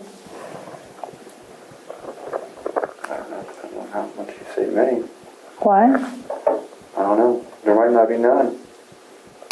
He's rapidly going back and forth with indecision, seeming completely lost on what course of action to take, and knowing that there's no going back if he says too much. Sean expresses some misgivings, but Major reassures him that she will support him. I'm not going to leave your side, okay? Believe that. You'd be a good person on someone's side. We can shed some light on why things happened, right? We can dissect her personality. We can figure out a few things about her, okay? Elizabeth? Yeah, we can explain. We can put some value to what happened, okay? Will you take me to her? You and me. Making Sean feel like he has a lifeline in this stressful situation is key, and Major has repeatedly shown him that she is trustworthy and cares about his well-being. Sean starts to leak some of his true feelings about Elizabeth, and his words feel more on the bitter and disdainful side. Everybody acts like there's something already wrong with her. She's should be sad for her. Be sad for her. That's what she wants everybody to do. Feel sorry for her. Just grow up.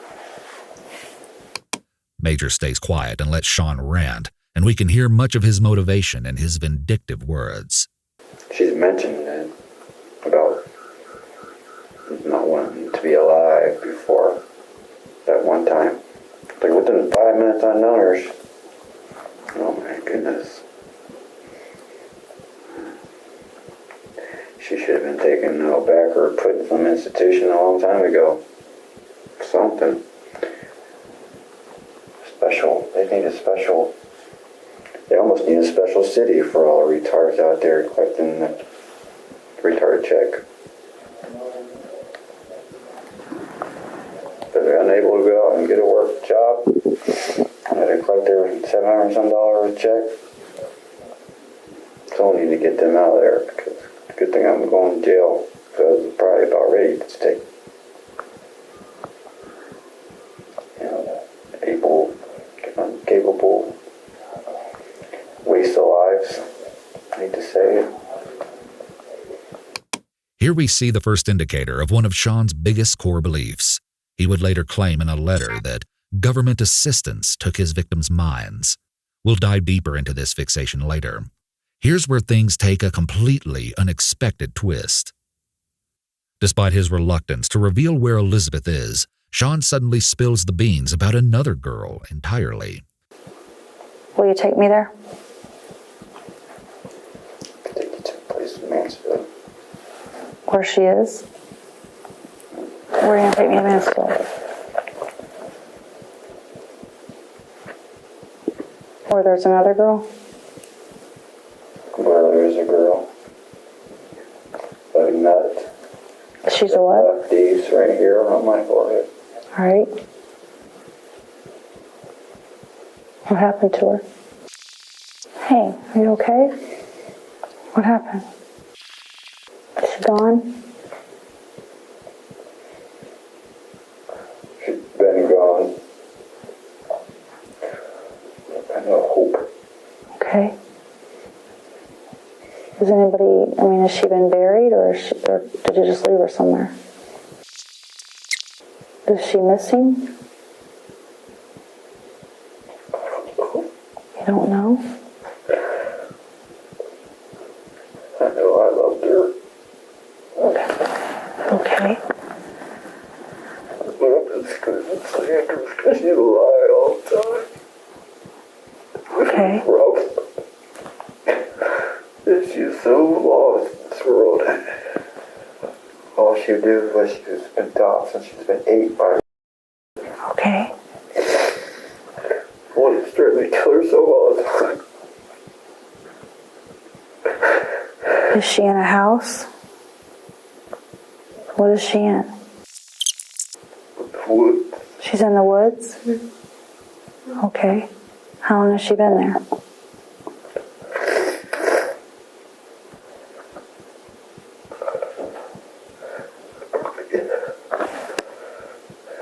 How long? June. June? Okay. And she's the one that scratched you like that?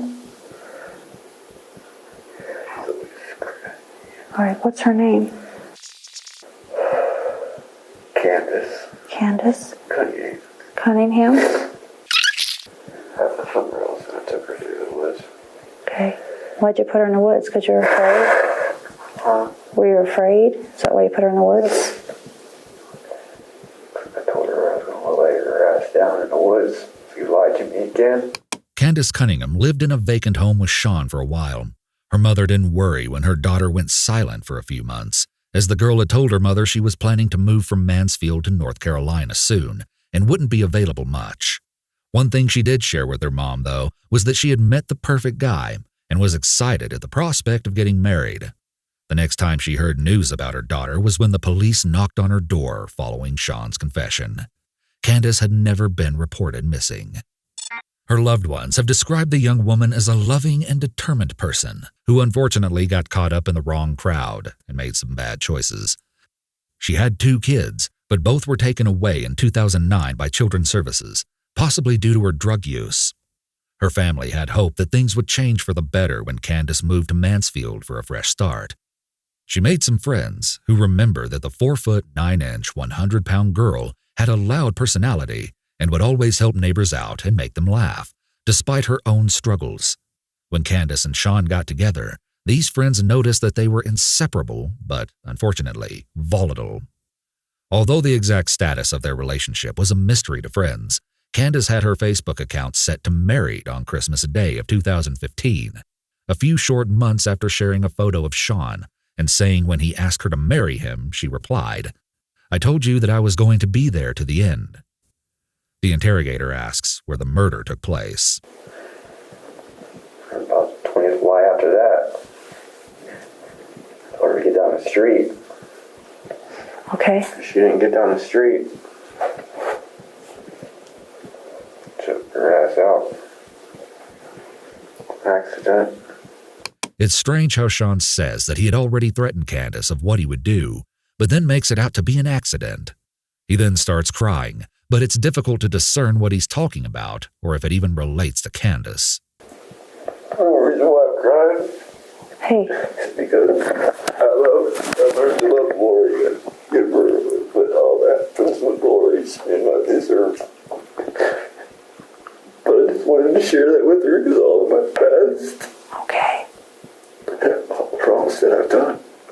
Because Is that me?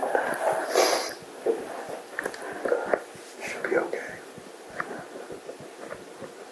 Sean describes the location where he put the body, and then the detective begins establishing what exactly Sean did to Candace. okay, when you said it was an accident, you guys got into it, and then how did you do it? Like, She kept attacking me a lot. okay, Told her to keep trying to hit me. Just choke you out once. So I did. I stopped, right? And then when I stopped, I thought she was going to be like, that was before she went limp. okay, She was still like trying to fight, like calm her down. So I stopped her, right? See if she'll calm down if I stop. She didn't. She still attacked me, right? Jeez. So I just choked her. She went limp. She woke up though. Went crazy again. I had enough. right, She would try to commit. She has a bad record of her. She would try to commit suicide. Like, You'll notice that no matter how many people Sean hurts, he can always somehow find a way to believe they're the one who wasn't stable. He frames his crimes by saying how someone provoked him and caused him to respond the way he did. Something he never seems to think deeply about is why he's the common denominator in all these tragedies. nighttime or during the day? 3 o'clock in the morning, and I got hit in the face with a bag of tobacco.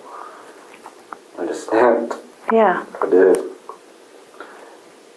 she in the face with a bag of tobacco? Yeah. I was Okay. dead asleep.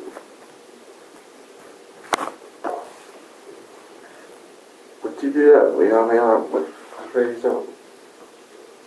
Everything was okay. What'd you do that for? Yeah, Roll me a cigarette. That's what she says. I'm like, you want me up to roll you a cigarette? Sean actually agreed to demonstrate on video his method of strangulation. Which would be easier for you to kind of show it, or to have like a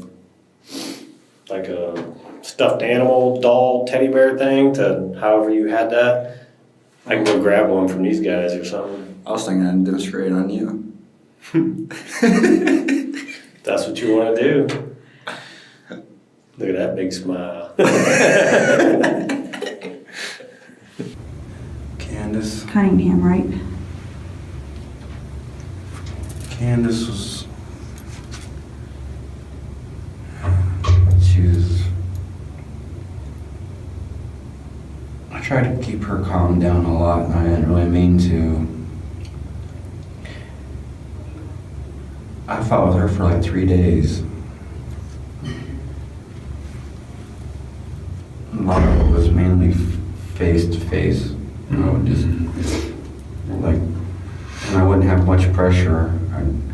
I didn't even tie her up at all Okay, until I wrapped her up in the blanket. I kept her around for 3 days trying to get her. We even would walk around town every night after our big fights. And then we go to bed that third night, and it's almost like she just keeps egging it on. okay. And this is, And then she woke you up in the night when she smacked you in the face with that tobacco bag. yes. Then what happened? And then it's like, oh, this is.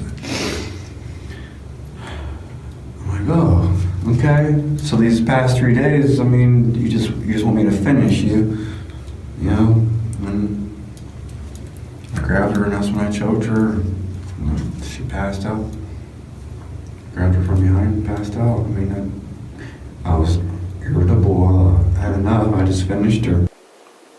Candace was probably more of an anger. She's tired of all of her lies, so I just tortured her for probably about 3 days.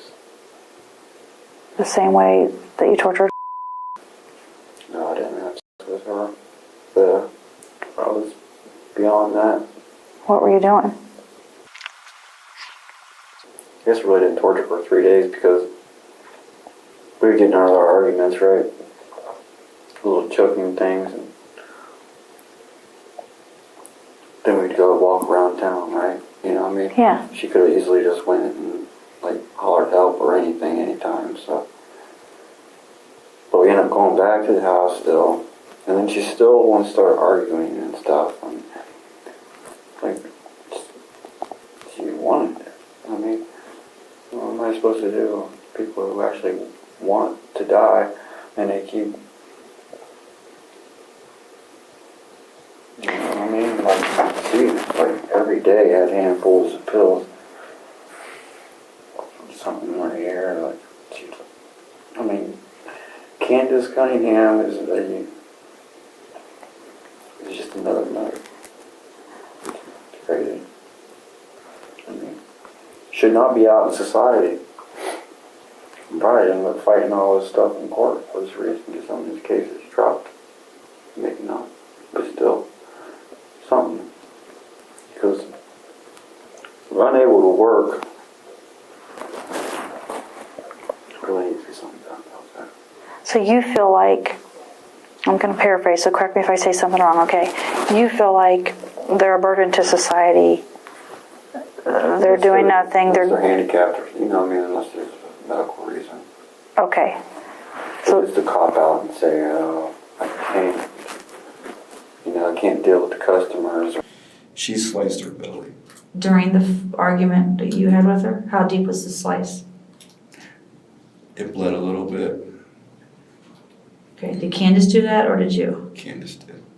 You'd be a witness, you know, it don't matter, but I mean, there's so many people that heard Candace talking about just wishing she had died, tired of it. She throws that card out. Oh, feel sorry for me. Sean is asked if he felt relieved after killing Candace. With Candace, I was like, you finally got what you wanted. On September 13th, Sean led investigators to Candace's body.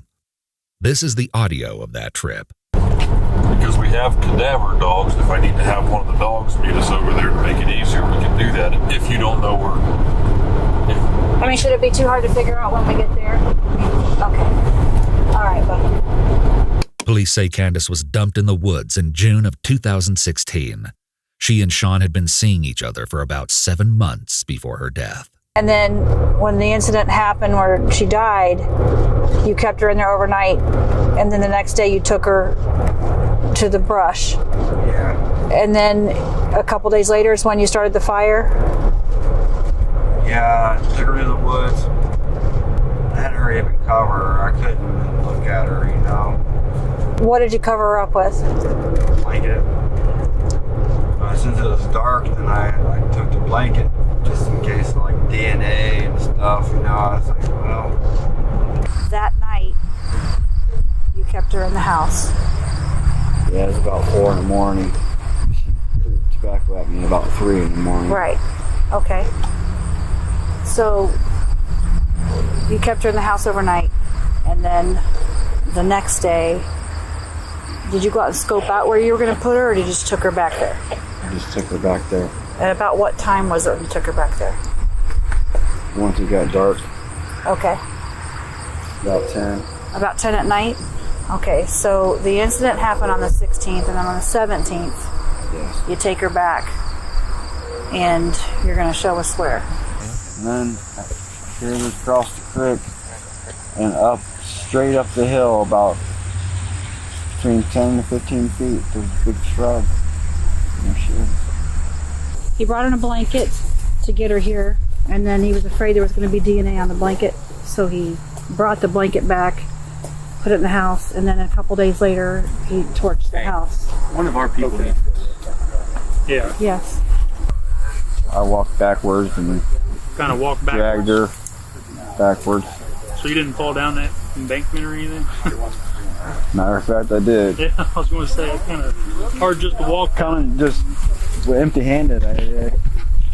Yeah, I'm just amazed that you were able to go down that steep embankment with somebody in tow. Yeah. Well, she was pretty alive, but man. Yeah. Seems like though after she died, it was a lot heavier. Is that normal? Back in the interrogation room, the detective attempts to transition Sean's confession about Candace into asking who else they can go and find. Sean replies with a morbid question. How many before ejections? How many what? How many people before I get ejected? Let's not worry about any of that. Okay. Who else?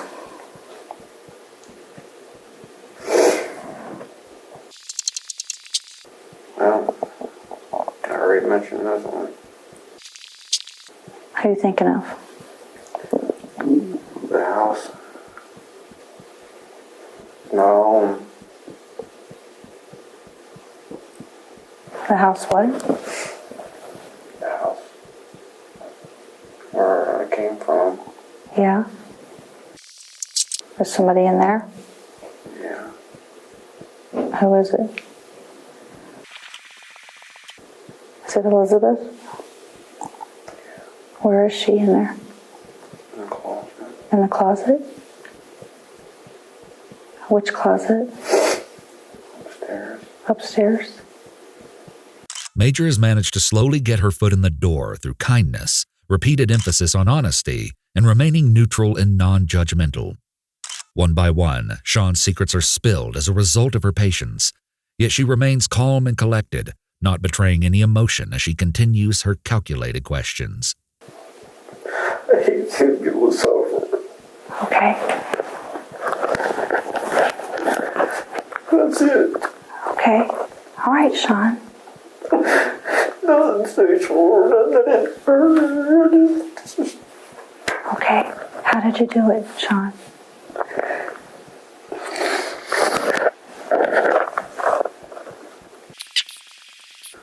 She wanted more. She did at first. I was like, what the heck? Because she came over. I said, I was going to go home and eat some barbecue chicken. Okay. Sean says he and Elizabeth played a game of Yahtzee at her apartment before heading to his place for barbecue chicken. She went back home. Okay. She calls me later. That's what I was doing. I mean, this was like 11 o'clock at night. Nothing. Maybe it's 10 o'clock. Right.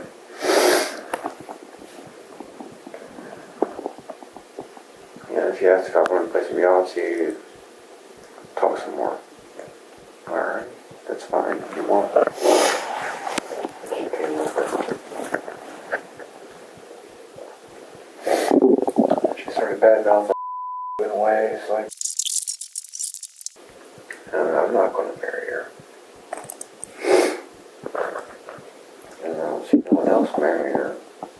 She's going to be miserable all her life. For you. Sacrifice my life for her. Okay. Here we see Sean's habit of judging the worth of other people's lives rearing its head again. Elizabeth didn't have a job, lived alone, and had been going through a particularly rough time just before her death because she was forced to give up her cat after proving unable to take proper care of it.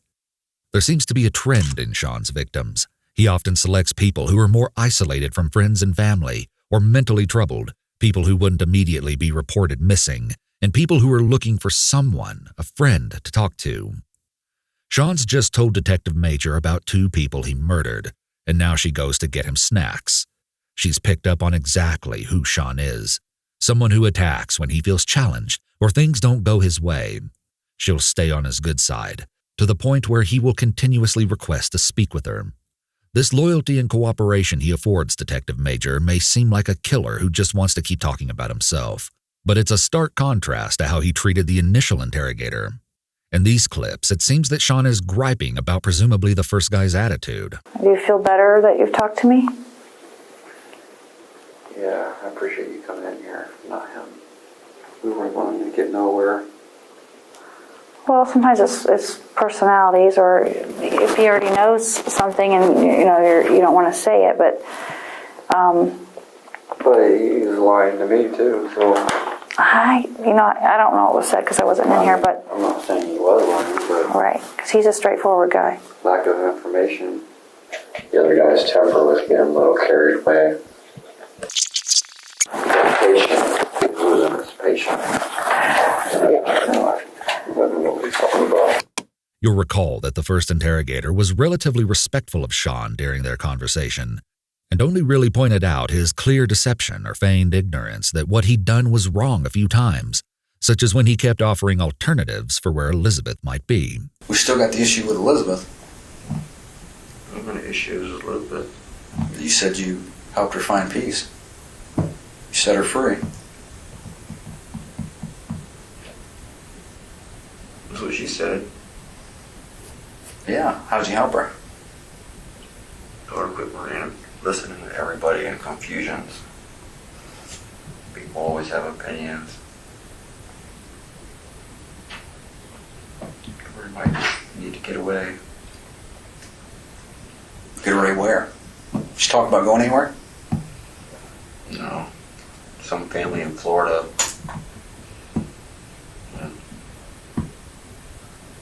She ain't got no way to get down to Florida.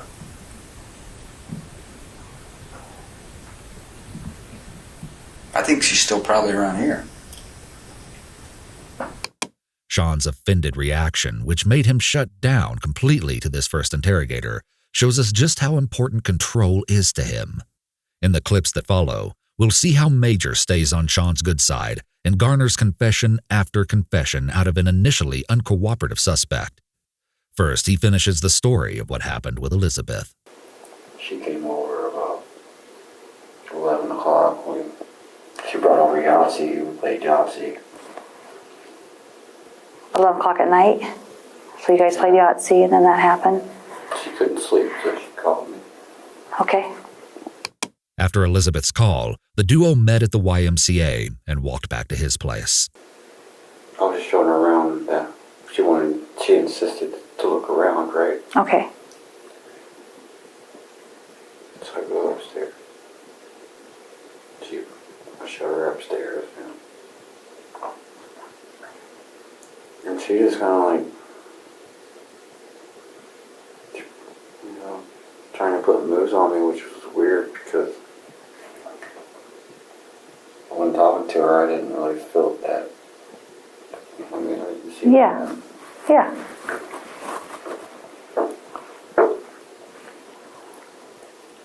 Did you end up having sex with her? No, I did not. Okay.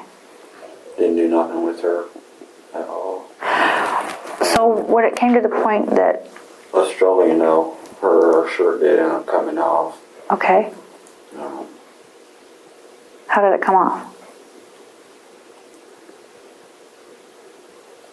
I was moving like choking her. You were choking her? Yeah. Did you choke her from the front or choke her from behind? Well, it just happened. I choked her, just reached up and just choked her right. I asked her, "You sure this is what you want?" And I mean, because she thought about killing herself. So I mean, I do that as jokes a lot of times, even with friends, guy friends, whatever. You know what I mean? They start talking about killing herself. Well, we wait on, joke around and see whatever, But now it's to the point, it's okay, let's see exactly how much they really do want it done. You know what I mean? So I put a little fear in her, right? Yeah. She fought it, I was like, that's not what you want. And then she just started blowing up, she took it out of proportion, I was just joking. It was a wake up strangle, Faraday strangle, you know what I mean? And she got all serious. Sean has said that while he strangled Elizabeth, she was saying, "Forgive him, Lord, for he don't know what he does." And there wasn't no calming her down, she just lost it. I had panicked. You panicked? And then you just did it again? I didn't have another choice to slow, calm her down.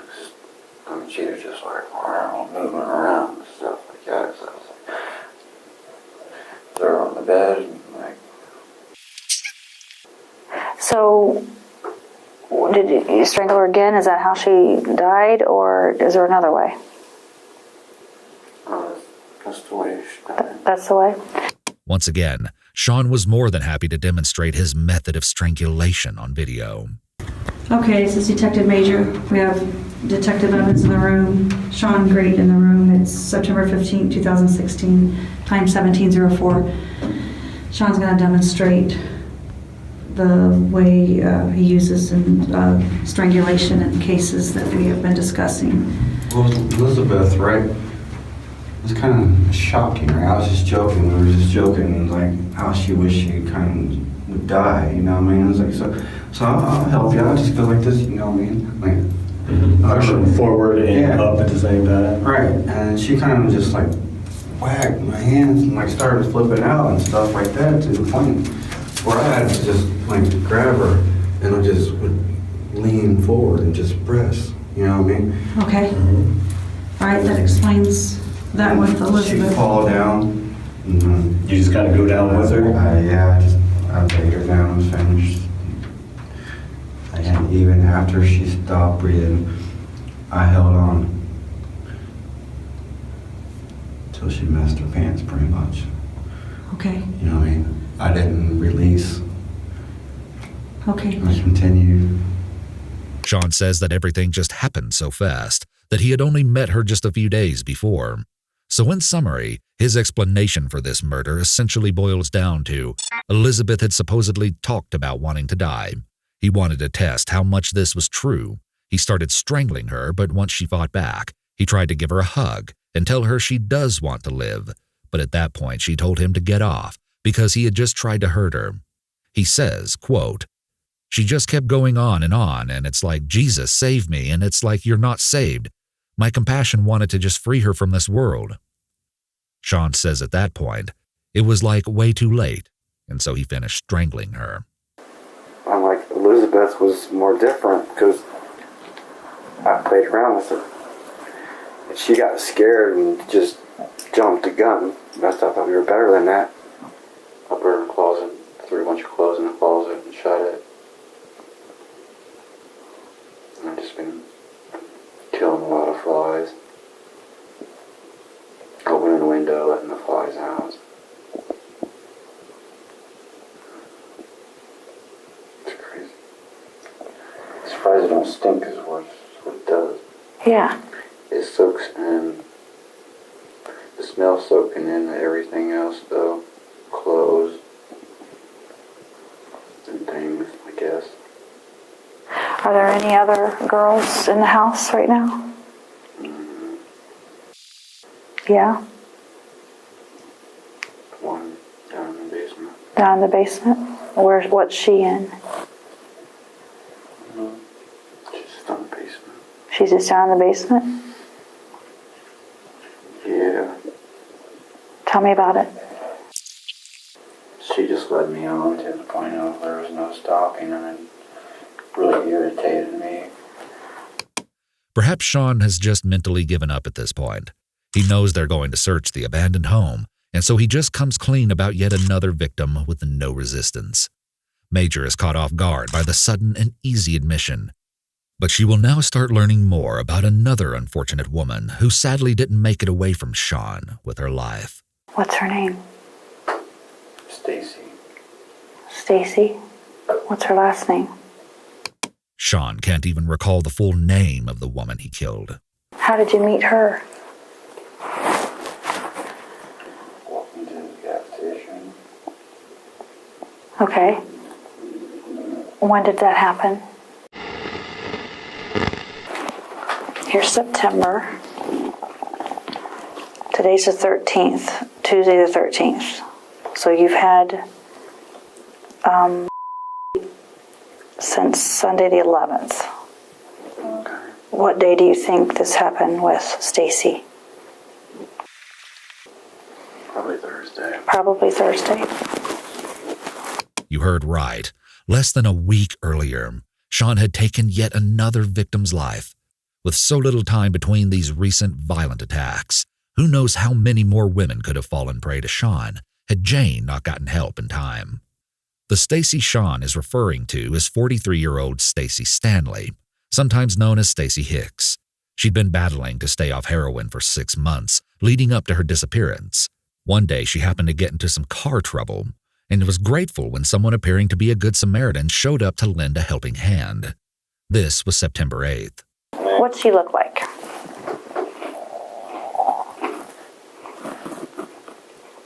Sweet lady. Sweet lady? Yeah. Stacy had driven from her town to Ashland for some shopping that day. She got her nails done at her favorite place. It was shaping up to be a great night, but unfortunately, Stacy's parade was about to be rained on by a flat tire. And, well, actual rain.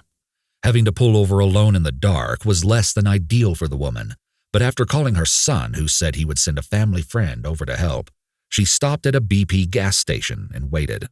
How did the conversation go that she ends up coming back to your place? Did you just walk up to her and start talking? Well, it was raining. I had an umbrella. I was going to give her my umbrella. And then keep walking because she was standing outside. And then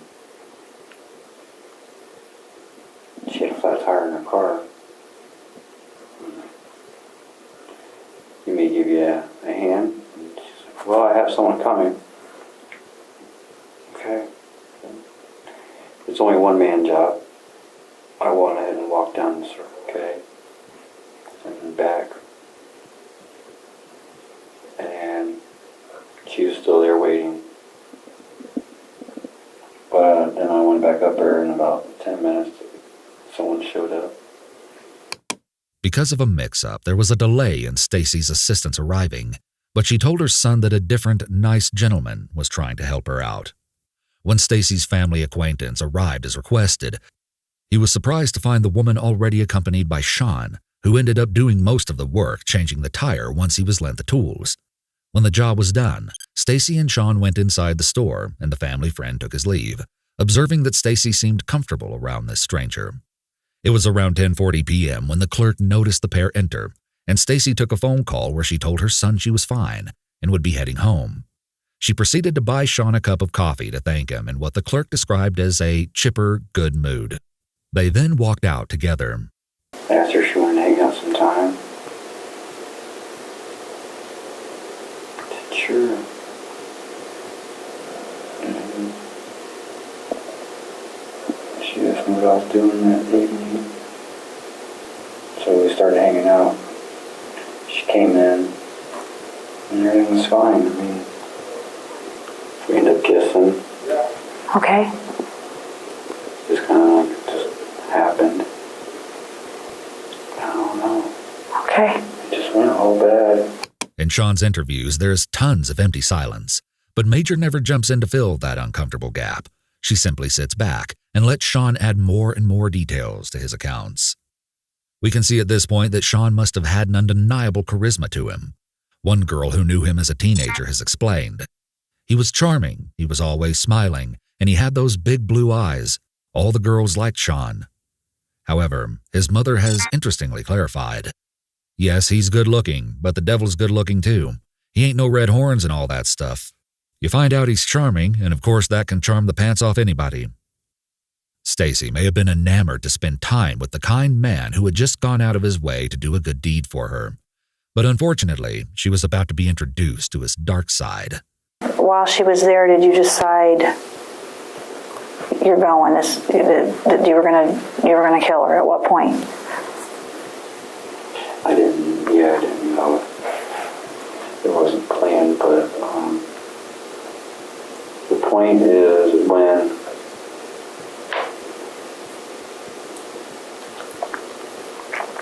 she just gave me these flashbacks of all these other women, and that's probably broken my heart to really break it down. Okay. Flashbacks like my mom, really, I mean,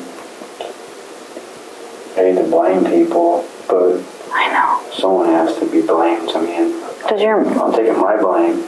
I know you are. Sean's issues with his mother are a whole other rabbit hole that we will dig into later on. But for now, he'll offer more explanation on why he felt Stacy had to lose her life. I could see that kiss, right? And started making out, and everything was fine, right? Then she started playing all innocent. I'm like, oh. Like she didn't want to go farther than that? Yeah, and that's when I called her out on sugar daddies. I said, quit. If I busted out $40, then you do something. You know what I mean? Like, yeah, no matter what it is, it's just going to get bad. There's probably just... Sean again transitioned straight into how she reminded him of his mother. My mom, she used to go to the bartender. She'd bring home guys all the time. I'd kick him in the jaw. 4 years old. In the end, it seemed to be a multitude of strange factors that made Sean snap that day. I mentioned that she had sugar daddies. I call it like it in a way. I brought that up, and she was straight up lied to me. Just like playing off like she's all innocent. I just seen how she just played this dude about changing her tire. And get a hold of me sometime and all this, you know what I mean? Because she was waiting on this guy to come and change the tire, which I'm going to change the tire with his tool stuff while she was talking to him. You know what I mean? It's like, whatever, you know what I mean? I'm used to that type of life. So did you feel like she'd already sealed her fate when you watched her be manipulated to that man? No. When she lied to me. About when you called her sugar, when you called her out on it? Yeah. So you... Like, that's a nice guy. And she just took defense already, like, hey, he's just a friend. I said, just like everyone else, all the other women, they do not know that the more honest they are to me, the better we get along. You know what I mean? No matter what the situation. Just be honest, you know what I mean? It's really not clear why Sean would assume this man was her sugar daddy in the first place. All right, did you have sex with her? Yeah. All right. See, at first, kind of like playing around. And then she wanted to play that innocent thing. So I just kind of just snapped on her. They'll play all innocent. She'd come home with me at 11 o'clock, don't even know me. I mean, kind of like almost sent from God. But it could be sent from the devil, I don't know.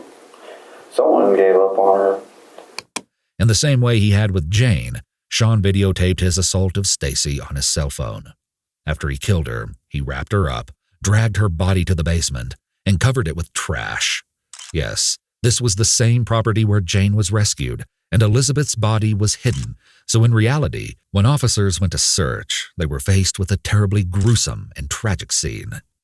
Everything was as Sean described, with Stacy's decomposing body being discovered on the cold concrete floor buried in debris, and upstairs, a closet covered in duct tape with a deplorable smell emanating from within held Elizabeth's body under a pile of clothing. Along with the stun gun that's been mentioned, investigators found brass knuckles that they believe could have been used on the victims. The following clip is Sean's visual demonstration of how he killed Stacy. When you choke a woman out, Yeah. choke someone, they die with their tongue out of their mouth. And she put her tongue out of her mouth? I don't know, just the pressure that makes people's tongues stick out. And then after they die, it just makes them still. Their tongue just stays out of their mouth. All right, did she try to fight you when you were strangling her? Yeah. Tell me about that. She maced me too. She maced you? Well, that's what happened, yeah, she maced me, right? And I just snapped. As well as the other things, like... When you had sex with her, did she want to, or did you have to make her? No, I didn't have sex with her after that. I made her actually... Stacy was reported missing on September 10th. After not hearing from the woman following her flat tire incident, her family grew extremely worried. The next day, her car was found abandoned. Sean has admitted to driving the vehicle after killing her and also taking $43 from her purse. In an odd but not surprising addition, Sean apparently quipped in one interview that Stacy told on herself about getting an assistance check each month. Given Sean's track record, we already know that this is something that really sets him off. How long did you keep Stacy before she... Oh, just about an hour. Just about an hour? Short time. Yeah, she flipped out. Acted up. So, I didn't have a choice. You didn't have a choice? Do you really, think about it. Did you really have a choice whether to kill her or not? Rationally. Looking back at it, do you have a choice? Where I was. Oh, she knew where you were, meaning Living. she knew, and you had already made her give you, forced that on her. So, is that what you're meaning? We already bumped heads. I was going to let her go till she mazed me. She was free and clear to go. Because she told me she had a grandchild, everything. Now here's where things take a turn. Sean will slip up a bit when talking about how many total victims there are. He says 4. 4. 4 what? 4 women? Okay, I'm missing one then. So we got Candace, Elizabeth, Stacy, and who else? Another Candace? No, Stacy. Okay. So I'm wrong, actually. I haven't really thought down. I was wrong in saying 4. I thought that it was 4. Maybe it's because I haven't kept track or anything. Maybe I was thinking is a victim. Okay. Or victims. Sean may have played it off, but the truth is, his list of victims isn't over quite yet. And at this point, Major really has no way of knowing just how deep the iceberg is. Just when it seems like he's finally come clean, he tacks on another crime to his quickly growing history. Major will continue to see what other secrets she can get from Sean, but first, he reveals more details about the psychology of his attack on Jane. Were you going to do the same thing to... Never. No. What's the difference? Because she'll help people. Because she helps She'll be people? able to help people. Yeah. I was told not to. Just so many things, reasons not to. Okay. For her. Even though she was mentioned she wanted to die before. Then she even mentioned that she wanted to die then. Because of the abuse I was putting her in. Sean's reasoning for why he wouldn't kill Jane is just another example of his belief that he is essentially someone who doles out justice or so-called mercy to those he sees as lost causes. He seems to feel he has the right to judge people's morality and worthiness to life.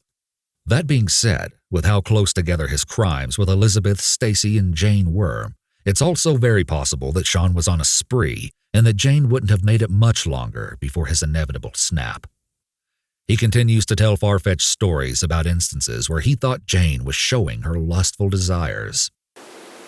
What could you tell? While I was playing tennis. When she was playing tennis, you could tell. She was so frustrated she couldn't even play tennis.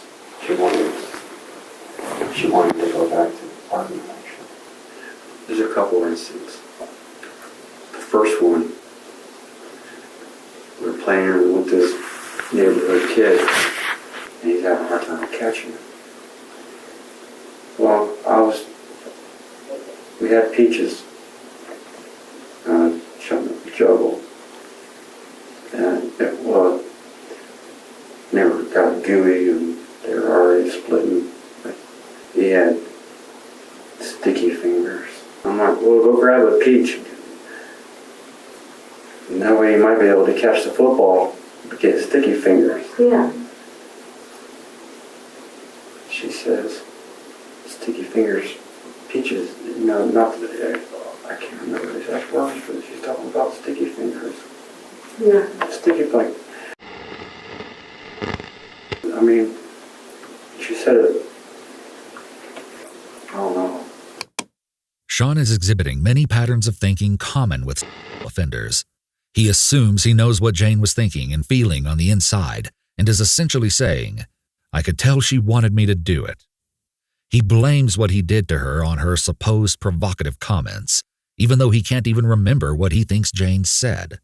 All this serves to once again minimize his crime by suggesting she wanted it to happen all along.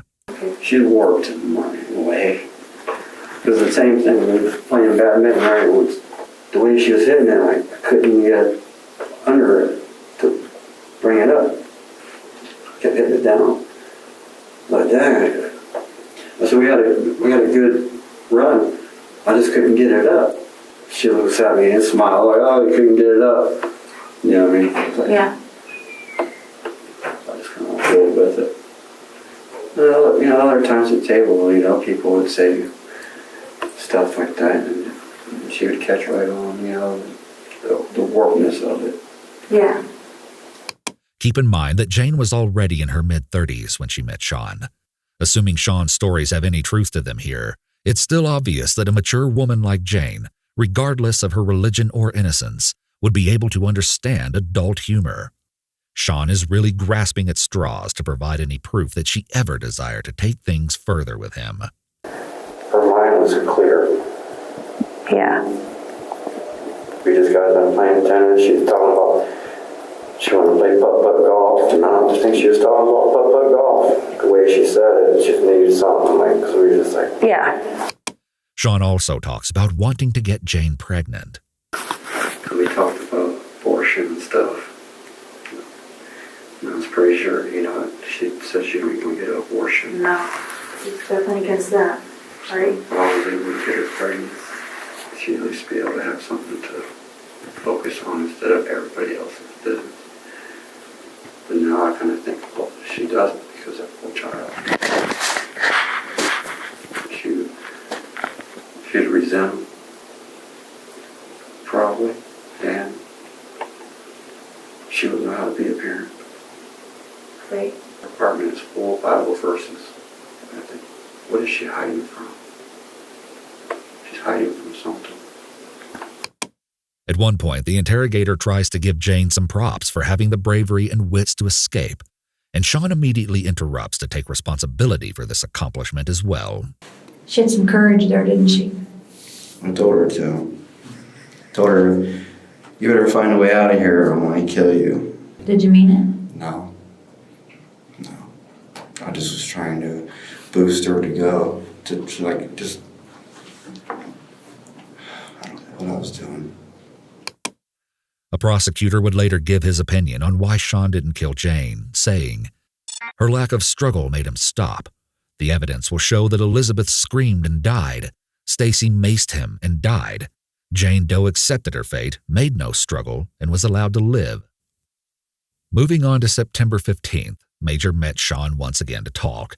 She asks if there's anything else that he's thought about and needs to get off his chest. Sean says he needs to think and get the year right. It's been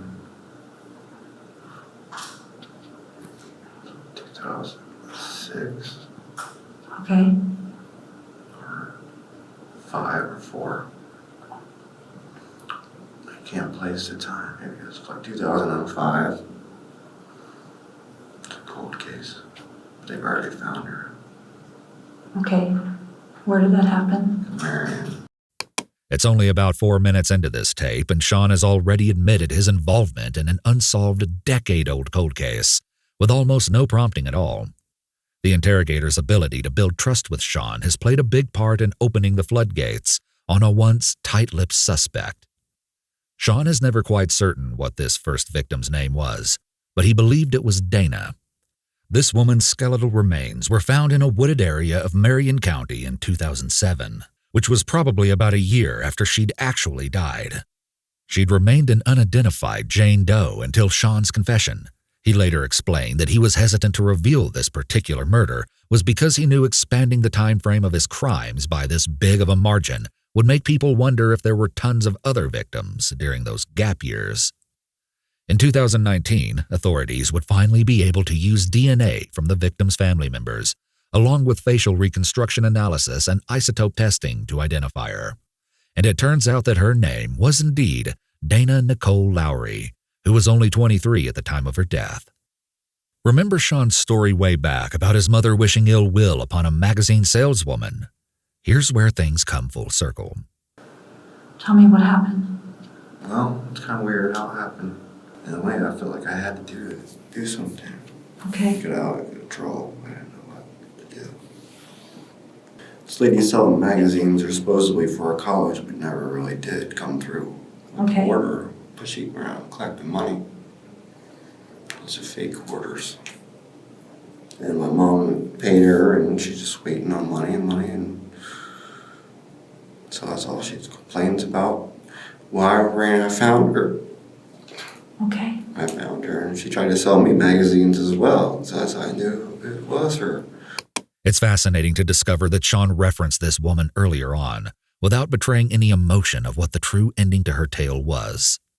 In 2006, Dana had been reported missing after she abruptly stopped making phone calls to her 2 young daughters back in Louisiana while on the road selling her magazines.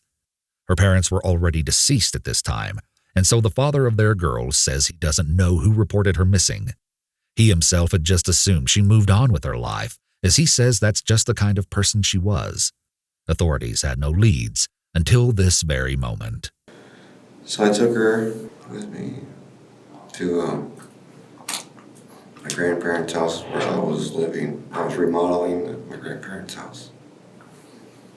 Started arguing with her, like, "You're a con. You're just gonna take, you're gonna take my money and run." I said, "No." I said, "Yeah, you are, because you did my mom's too." And she pretty much can, like, give you over to God. She knew God was gonna take care of you. I know I'm not God. I know that. It's interesting that Sean frames this murder as a sort of revenge against Dana for what he believed was a scam. However, earlier you'll recall that he admonished his mother for hoping that the saleswoman would get what was coming to her. Sean says it was almost like it was meant to be when he found Dana again, just a few months after she had initially sold to his mom. And how did you get her from there to your grandparents' house? I asked her what she was doing. I wanted to take a break. Take a drive with me. Well, actually, to go get the money, that's why. Okay. Yeah. I asked her what she was doing before that, and she was ready to call it a day, so I just asked her if she wanted to hang out, go out to where I was staying and get money. Okay. Which I lied. I mean, my intention, she's already irritated me. Yeah. Someone that I supposedly care about.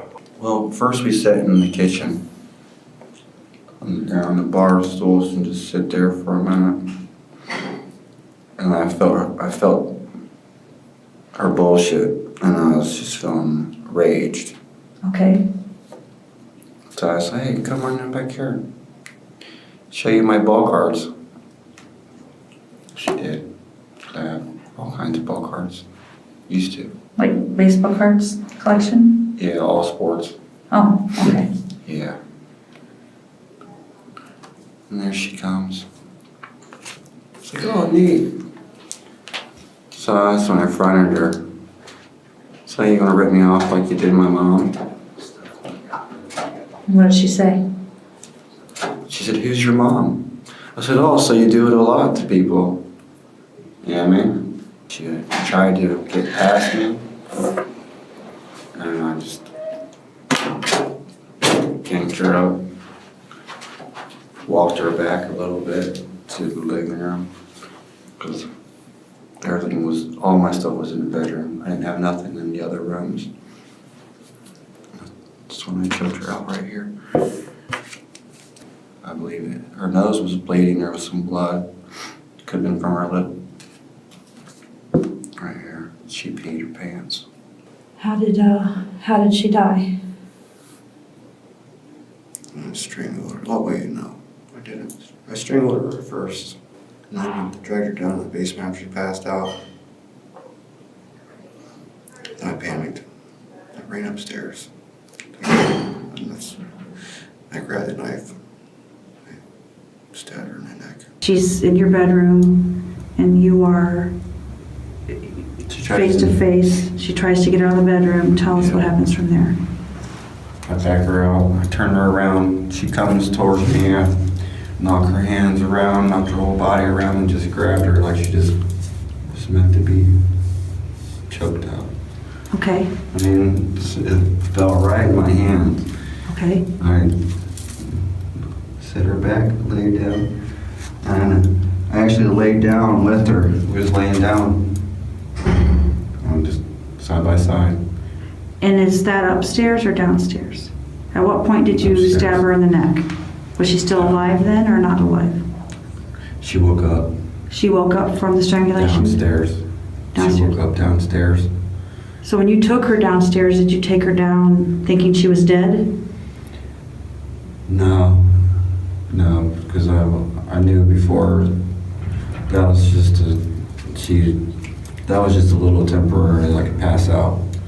Okay. They're dealing with friends and playing around pass out games. So you went downstairs, and then what happened? She woke up. Yeah, I panicked. I didn't know what to do. I ran upstairs and grabbed a knife in the kitchen. You know, it's the first thing I did when I went downstairs. Stabbed her in the neck. I didn't know what to do. And you said the knife was a serrated knife or a straight blade knife? I believe it was a straight knife. It was like a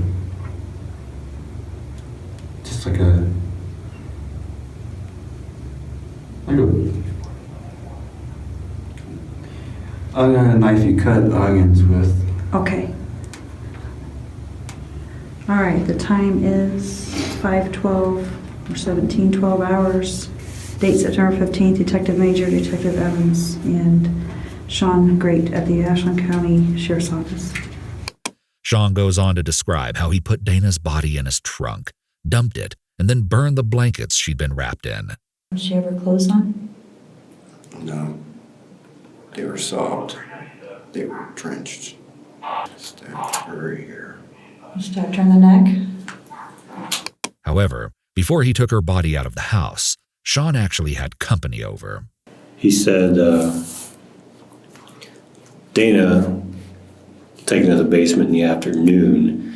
Then he had a bonfire at his house that evening/night, and she was still in the basement, so he put a couch in front of the door, so in case someone had to go like take a piss or something, they wouldn't go into the house and then stumble across her in the basement.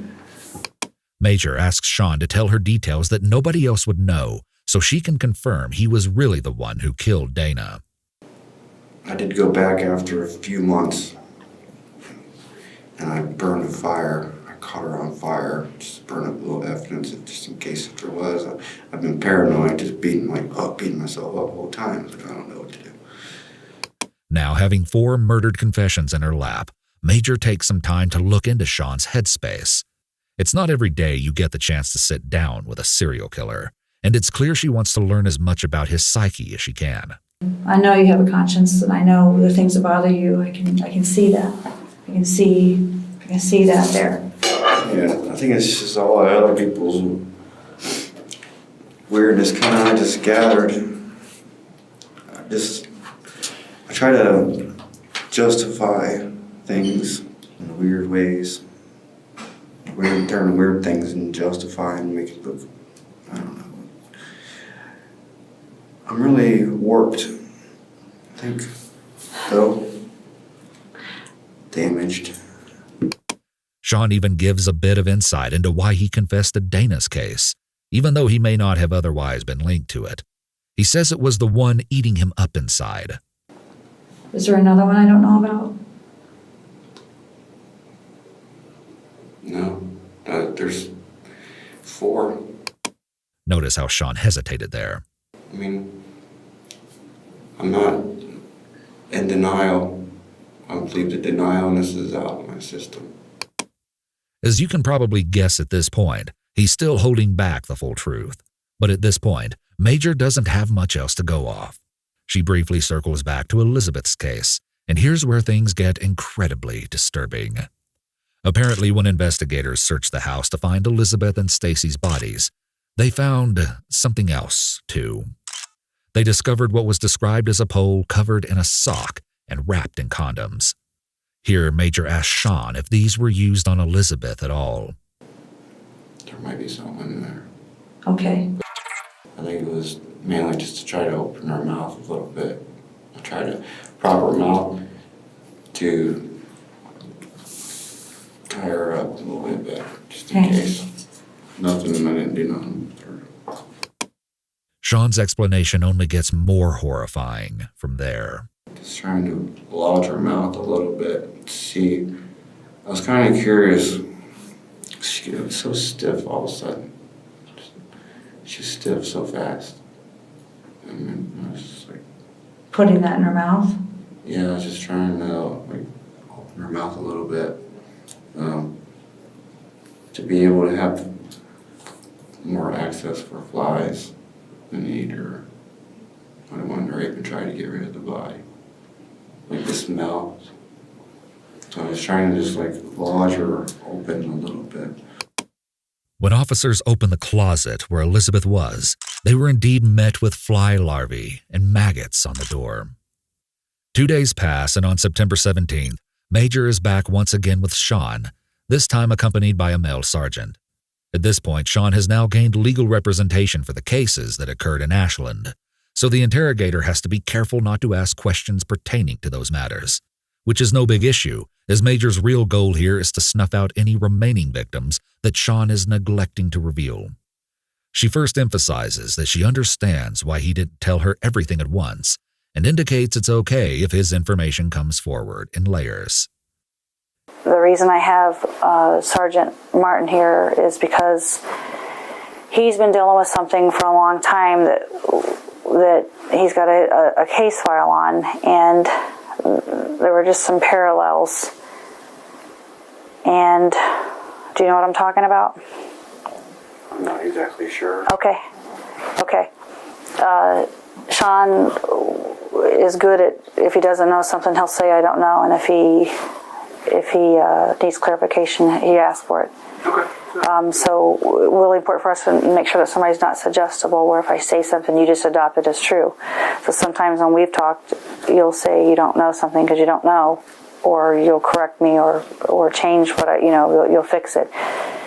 There's a case from out in the county, meaning that we found a girl. And we're trying to see if you'll be honest, if that's something you had something to do with. We're asking for that. A lot of time has been put into it, and we don't know. Rebecca Lacey. Yes, sir. I had a problem with her once. I met her.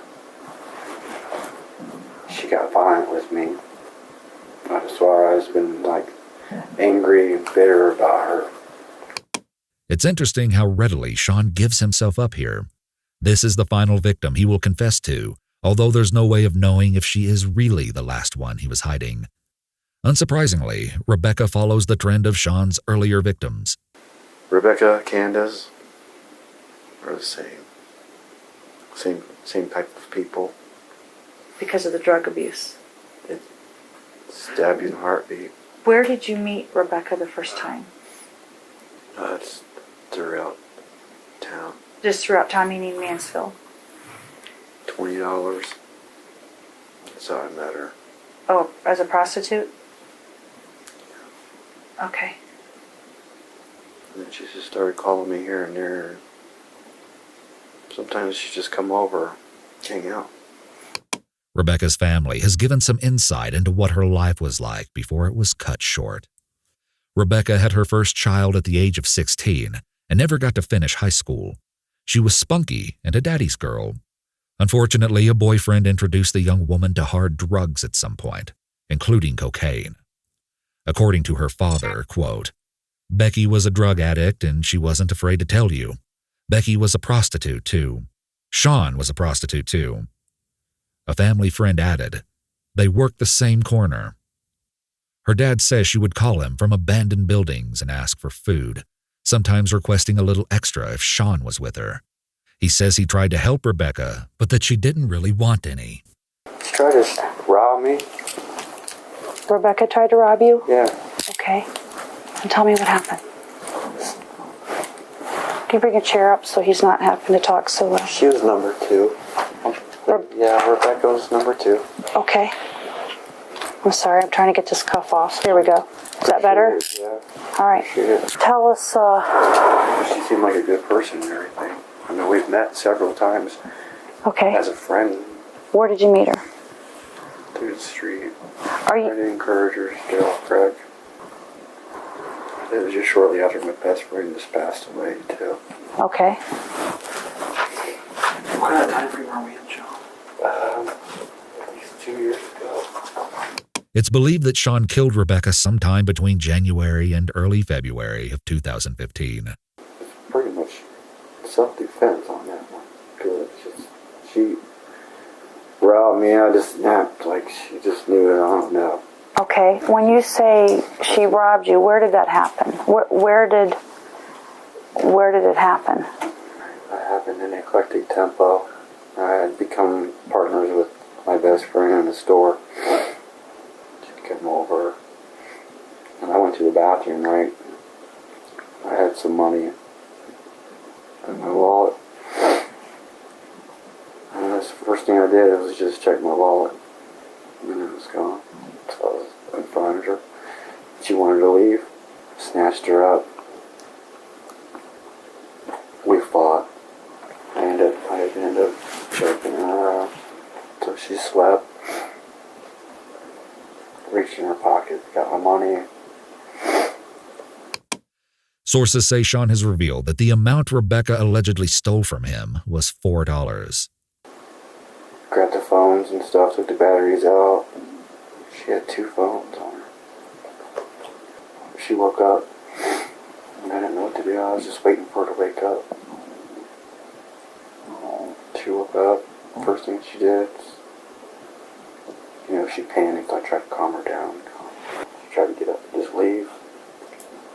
That state of mind I was in, I couldn't let her just leave. I pieced her. Boom. Gave her a knee. Put her to sleep again. Then I didn't know what to do. I panicked and I just finished her off. How did you finish her off? Choked her. Major asks for some clarification on these points that led up to Rebecca's death, and Sean seems excited to tell it, even adding sound effects to his story. You said you did something and she must have passed out from it. And at first. Yeah, she tried to call 911. I grabbed the phone. That's after we wrestled and stuff. She just crawled in the ball.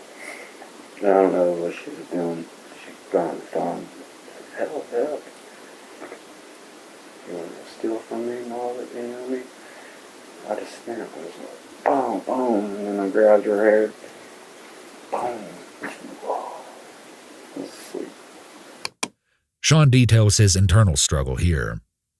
You have the struggle of, if I let her live, she's going to say something and I'm going to get 8 years. Or, yeah, I thought about just doing 8 years. Or if I kill her, then I could do life, but maybe nobody would know if I can get rid of her. Is that how your mind was? Yeah. So when she died, what exactly were you doing to her when she died? How did you do it this time? She was on her belly, and I was already exhausted. Just arm under her neck, and then I reached back to her, grabbed one of her legs, and just used that leverage. And Even the way that Sean disposed of Rebecca's body is disturbing, and it's a wonder that nobody caught him in the act. Sean kept her body downstairs in the Eclectic Tempo business for a couple days before he got a car to transport her away. put her in this old plastic golf carrying bag. She barely fit. She fit in there. ended up taking it just in case it propped open because in the daylight, the lawyer's office going on, the secretary's, when I pushed her out, and I remember it was snow on the ground. It was really hard. I just through it. Everybody was just staring. When he drove out a ways and found a secluded spot, Sean drug her body out by a tree and left. He says as he pulled away, a cop got behind him and he thought he'd be seen. However, this was unfortunately not the case. Yeah, I killed her, but I probably shouldn't. I don't know if I should get charged for it or not. I don't know. She kept pushing me. Like, I don't know who people. I don't know. She's pushing you, but I was wrong. I took the long way out here.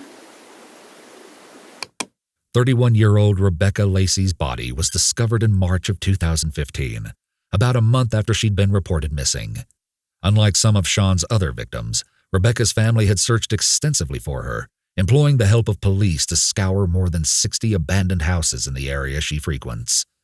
But ultimately, it would be an unsuspecting worker who stumbled upon her remains while checking gas wells. But at that time, nobody feared a killer on the loose. The county coroner ruled her death an overdose and reportedly said there was no evidence of traumatic injuries. And here's where things get even more surprising. Rebecca's father has stated that he does not believe Sean is guilty. He thinks her death is tied to her addiction, explaining that she stole drugs from a dealer, and he theorizes that she was killed in retaliation by the dealer injecting her with drugs. A family friend clarified that she'd already been telling people that she feared for her life. Speaking on Sean, Rebecca's father said, "I thought he was an okay guy," adding that Sean was always polite. "This serial killer ain't the same Sean that I know," he insisted. This information was reported as of 2019, but I would be intrigued to know where the man stands on this issue today. And so, with 5 murders along with Jane Doe's abduction and assault, the interrogators had finally got everything out of Sean, or at least what he was willing to tell, which was more than enough. There is no one else, though, honestly. I could take a lie detector test, even. well, that's the first time you've offered to take a lie detector. But okay. But this time I may have to, because there is no one else. Seriously. How do you go from Dana to how many years later and not have any? Because same, do you know what I mean? Regret. A lot of regret. How long before Dana did you have,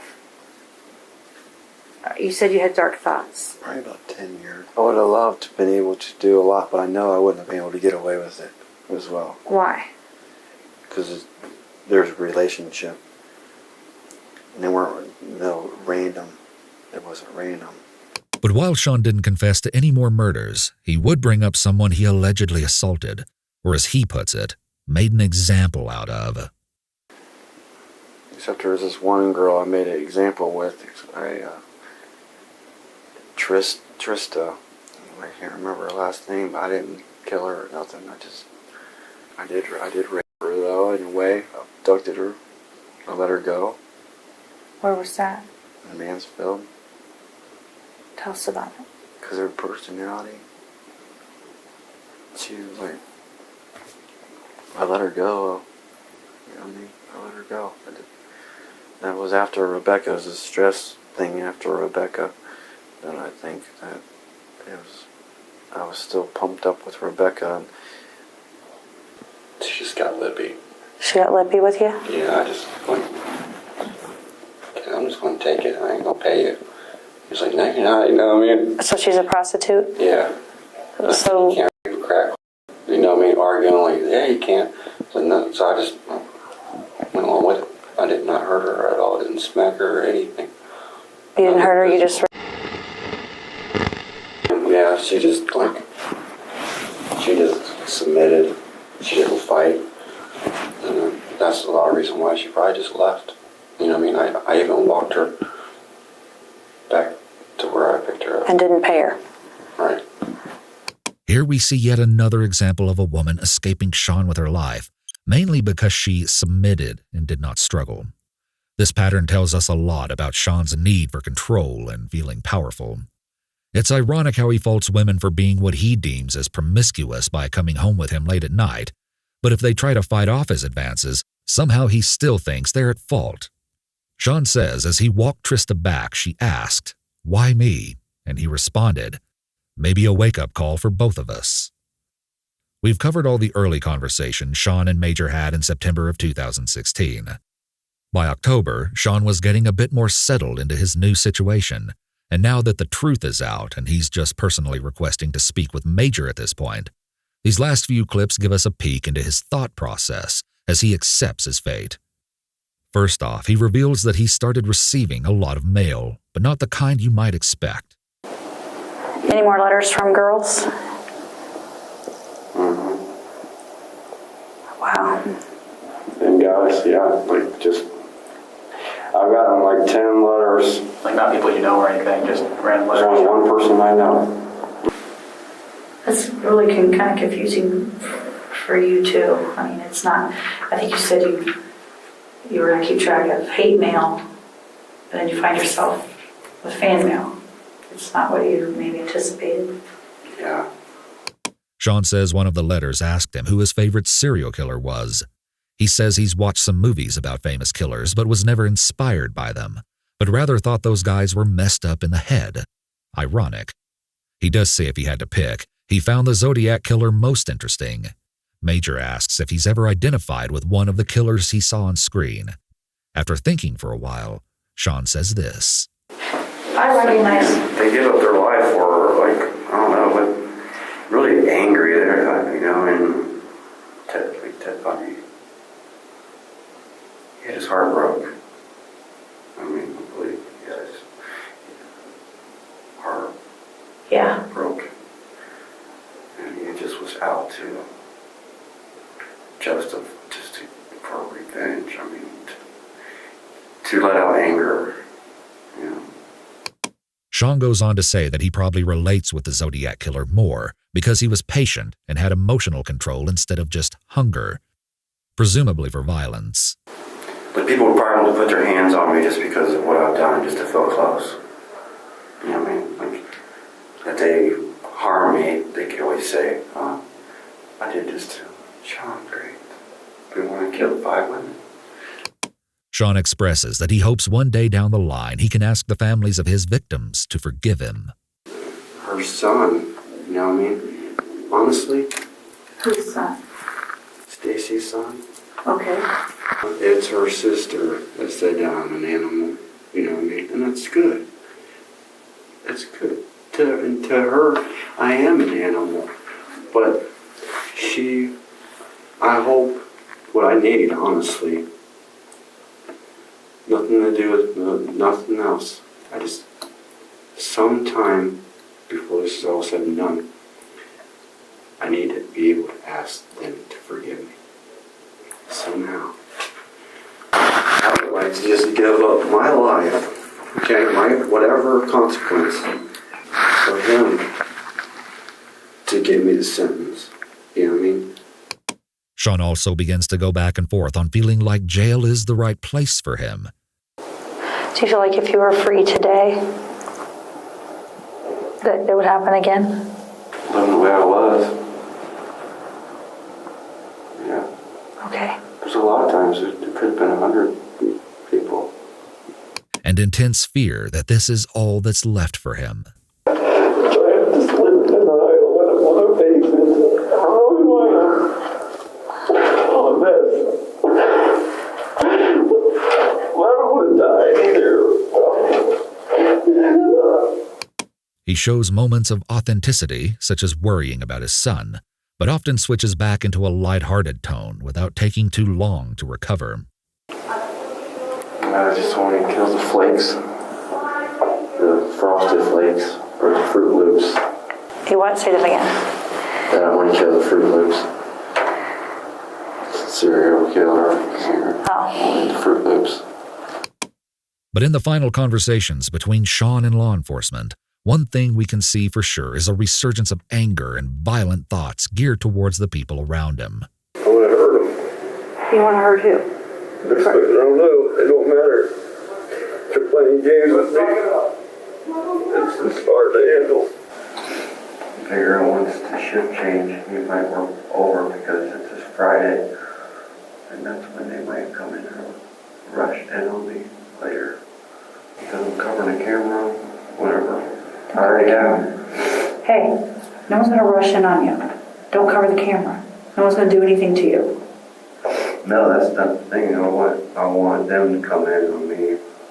You want them to? Yeah. Why? Because I'm going to focus on that one dude. There might be 5 of them to get me, but that one I'm going to get. Meaning what? Meaning you want to hurt him or meaning you want to kill him? Whatever I can. Go straight, whatever I can. Whatever. I don't know. Here he talks about someone he thinks was a snitch. I would have just stepped on his throat. I thought about it already. I was going to get him to look in the bathroom, like a bug was in there. And then crack him and knock him out. Keep hitting him till he knocked out, just step on his throat. I thought about putting his head right on the toilet and just stop on his throat. Just because he's a little bug. And so, after a long series of interviews, Sean awaited judgment on his crimes. In court, family members and medical professionals would share intriguing testimony that gives us a look at the strange reality of Sean's convoluted upbringing. First of all, he had a very strained relationship with his mother. She apparently got married at only 14 years old to a 21-year-old man. Sean's half-sister alleges the relationship didn't last because Sean's mother was an alcoholic and was physically abused by her husband. Sean's mother then had an off-and-on marriage with Sean's father, who she met while working as a dancer at a bar. They eventually divorced. Sean's half-sister testified that their mother was young, partied a lot, and did not give the children a lot of attention, nor have a connection with them. In fact, his half-sister says she herself essentially took on the responsibilities of being the mother of the house from ages 12 to 16. The family dynamic was unstable and dysfunctional, and Sean and his mother seemed engaged in an eternal battle over who was going to control who. Here are some of Sean's thoughts about his mother in his own words. It may have started when my mom left me when I was a child. I come home from school and she's gone, but I don't blame her. I used to, but... Why did she leave? She had to go find herself. I'm sorry. It's fine. There's a time I needed some help. I was in between jobs. She didn't help. She just lectured me. This is the time that if you're going to help me, you should help me because I'm just going to forget you. I just did. I forgot her. The forensic and clinical psychologist hired by the defense to evaluate Sean, Dr. Fabian, believed that he exhibited an attachment disorder and had an inability to connect properly with others. Sean's mother told him she herself never attached to anyone, and Dr. Fabian believes this certainly carried over to how she raised her son. Yeah, whatever I get, she should get too. Why? Well, yeah. Because she's the one who encouraged me in saying bad things should happen to people or condemn people. She's condemned the one lady. I mean, she's a nut. No, my mom's already, she's been in her own prison all her life. Okay. So it don't matter to me.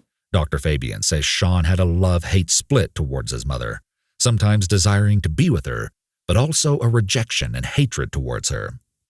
What's your most strong pet peeve or thing that bothers you about women when you're with them? Like what do they do that would anger you the most?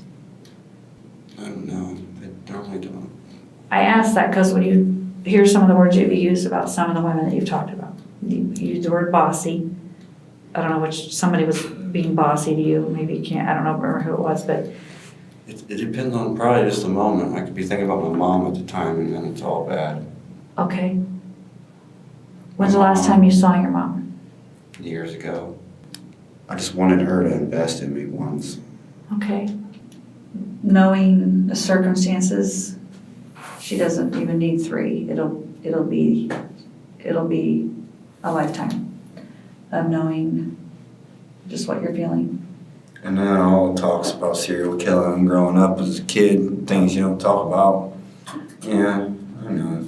You think that planted a seed? Yeah, some type of bitterness, something like something. I don't know. I haven't figured it out yet. It was something that just the family seemed to talk about a lot.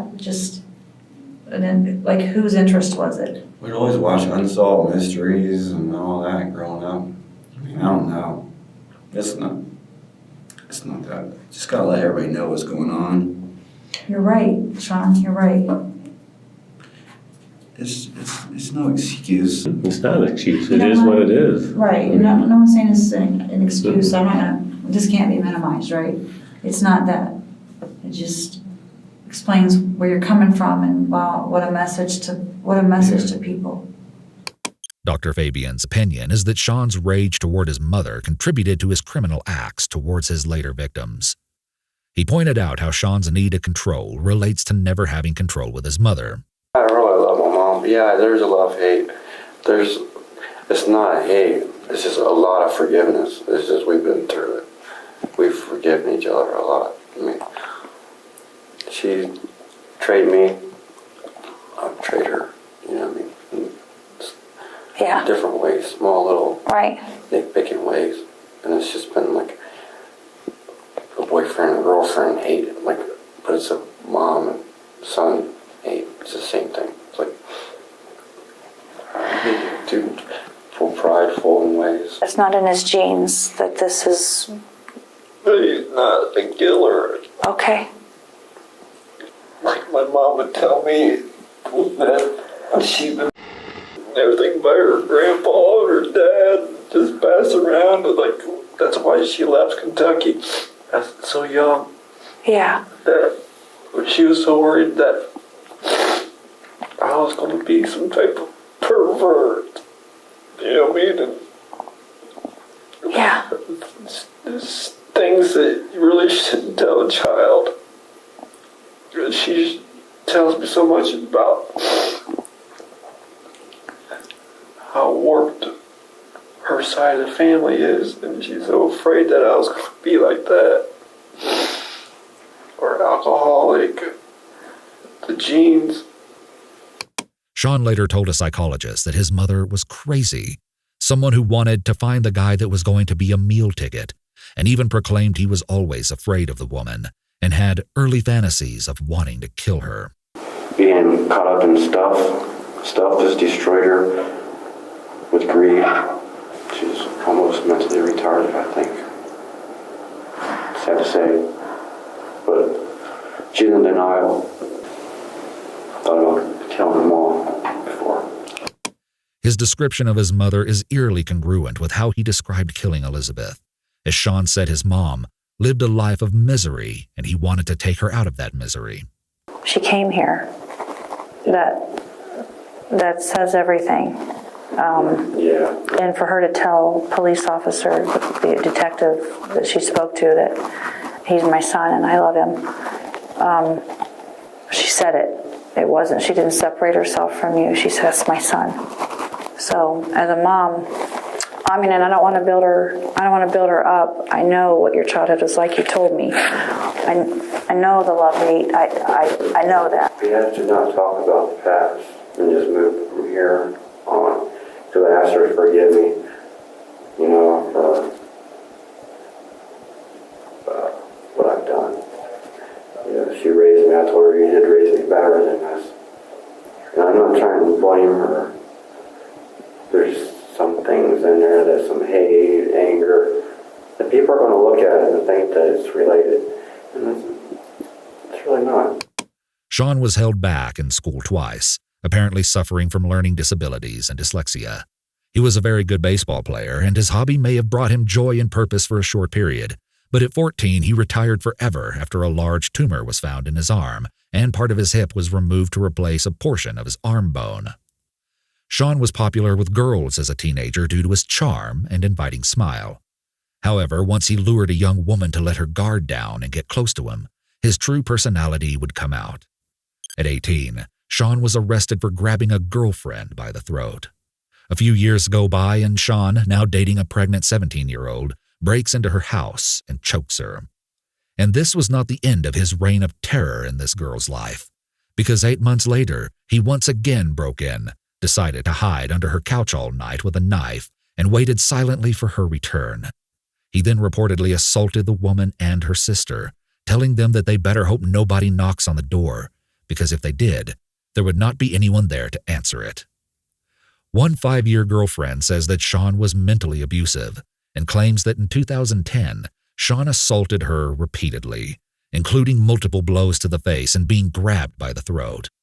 When she convinced Sean to let her go to the ER, she told staff she'd fallen, but when left alone with the nurse, she revealed what had really happened. Sean took off running. 4 days later, the girlfriend called police and told them she believed Sean was hiding inside of her couch. When officers came to inspect, they were shocked to discover she was right. He went on to have 3 children with 3 different women. He allegedly threatened his ex-wife, "If I can't see my daughter, no one will." Ultimately, it seems there were many factors that led to Sean's downward spiral. When it comes to nature versus nurture, it's apparent that a combination of both led to the perfect storm that created a serial killer. Sean has been diagnosed with a long-term mild depressive condition, a bipolar and related disorders, ADHD, a language-based learning disorder, a neurocognizance disorder, and a personality disorder, mixed and severe. He was found to read and function academically somewhere around 10 or 11 years of age, and Dr. Fabian has stated he has a full-scale IQ of 83, which is in the below-average to borderline range of intelligence. Dr. Fabian says that Sean's neurocognizance disorder may be due to a traumatic brain injury, as Sean had some early childhood concussions. The psychologist compared Sean's brain functioning to a 3-wheeled car trying to drive on the road. As we wrap up the story of one of the most intriguing serial killers in history, I'd like to touch on a couple key elements that Sean brought up time and time again during his interrogations. He made many mentions of having dreams or visions that he thought were messages. I've had dreams about a lot of things that I'm supposed to foresee things. But I've had dreams of people. I meet people. Like, I had a dream of meeting David Cooley before I even met him. I had a lot of dreams about things.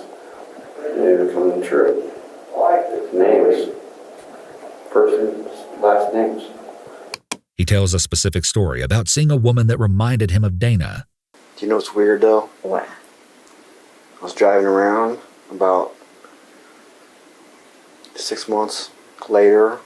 I mean, this was a spook story. I mean, I kind of got spooked. I pulled up, and I went, "Hey, what are you doing?" It's like, oh, nothing. Looked just like her, right? But like more beat up, more darker, like she's a ghost, you know what I mean? And you need a ride or anything? She's like, no, I don't want to get myself in the same situation I got myself into before. And I'm like, what are you talking about? It's like, oh, nothing, you know what I mean? Like, Yeah. I don't know. It was kind of scary. He also had visions involving Candace. I seen the vision of her. She wasn't completely clear, but I know, and it was like, I don't know, I like talk to it in a way, like it would flicker. Like, is that you like talking to me, Candace, and like flicker once or something? Yeah. Like if it is, and it'll flicker, and then like tell you I'll lose my mind. He makes many mentions of God. A lot of these choice of women, when it comes down to it, they're free. They've had a hard life. Yeah. We've done But pretty. we all have. But that don't give me no right to do what I did. I didn't mean to play God. I know I'm not God. You know what I mean? I just wish someone could have did the same thing to me. You know what I mean? I wish so too. Could ask God to forgive me. Do that. No, I can't. And then I have to ask all the family. Would you like me later on? Hopefully they'll find her, forgive me. That way they can go. At one point, when he and Major had to go outside because of an alarm going off, he actually asks if she is a Christian and then admonishes her for saying the phrase, "my word." Shoot. I'm not saying nothing bad about you saying my word, Yeah. but isn't it saying my word the same as saying goddamn? I think it is, and it's a habit. Because I hear it, and then I try not to say that, and then that comes out, and I shouldn't say it at all. Well said, Sean Great. It's the same thing. No. It's like saying shoot, shit, saying, you know what I mean? You're totally right. I was really caught off guard by how seriously he took this simple statement in light of the things he's done, but the moment was very interesting to see play out. It was also intriguing how Sean indicated that he wanted the death penalty more than once. I don't think I need to be represented. I just want to just go for the death penalty and whatever, you know what I mean? Just plead guilty and be done. Move on. You have a good team. They're a good team. I did kind of tell them about something, I know. It's only right that I did get the death penalty. And finally, perhaps the most prevailing sentiment that Sean expressed during his interviews was his disdain for government assistance. I didn't kill these women. I might have just done away with their body, but their mind was already dead. And once they started accepting checks from the government killed them. You know, the government took their strive away, and all there was just in the way, brain dead. So you feel like, I'm going to paraphrase, so correct me if I say something wrong, okay? You feel like they're a burden to society. They're doing nothing. They're handicapped, you know what I mean, unless there's a medical reason. Okay. So just to cop out and say, I can't, I can't deal with the customers. I mean, they're all regrets. I would rather have let everybody just live in this world, and if they call it hell, then that's their own fault. If you want to call it, a taste of heaven, then that's good, What other thoughts have you had of doing things similar to what we've talked about? My whole life. Do you had thoughts like these?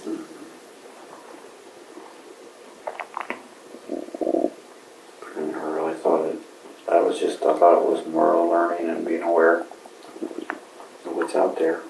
Never thought I'd become one. What do you mean? All the craziness. People that hurt people, I never thought I'd be a people that hurt people. Sean would later write in a letter, "They were already dead. Just their bodies were flopping wherever it can flop, but their minds were already dead. The state took their minds once they started receiving their monthly checks." It's just something about it, like, once they start running their mouths and stuff, I mean, that kind of, like, I'd say I'm the tax collector, you know what I mean? Everybody needs to pay their taxes. Prostitutes, pay your taxes. Definitely opportunists. But I think things through. I'm pretty dangerous. And I have to admit it. It's not good. All my life I have been this way. We can speculate all day and night about why Sean did what he did. In the end, here's how he seems to square it in his head. What was it? Like, what was it you wanted with that? Just people be real with themselves, probably. I'll think about that question more, though. But that's the answer, I believe. Just, I want people to just be able to be real with themselves. Sean Great was ultimately convicted of murdering all 5 women in Ohio. He was sentenced to death. In February of 2021, the Ohio Supreme Court unanimously upheld his conviction and death sentence, ruling that there were no errors in proceedings denying him a fair trial.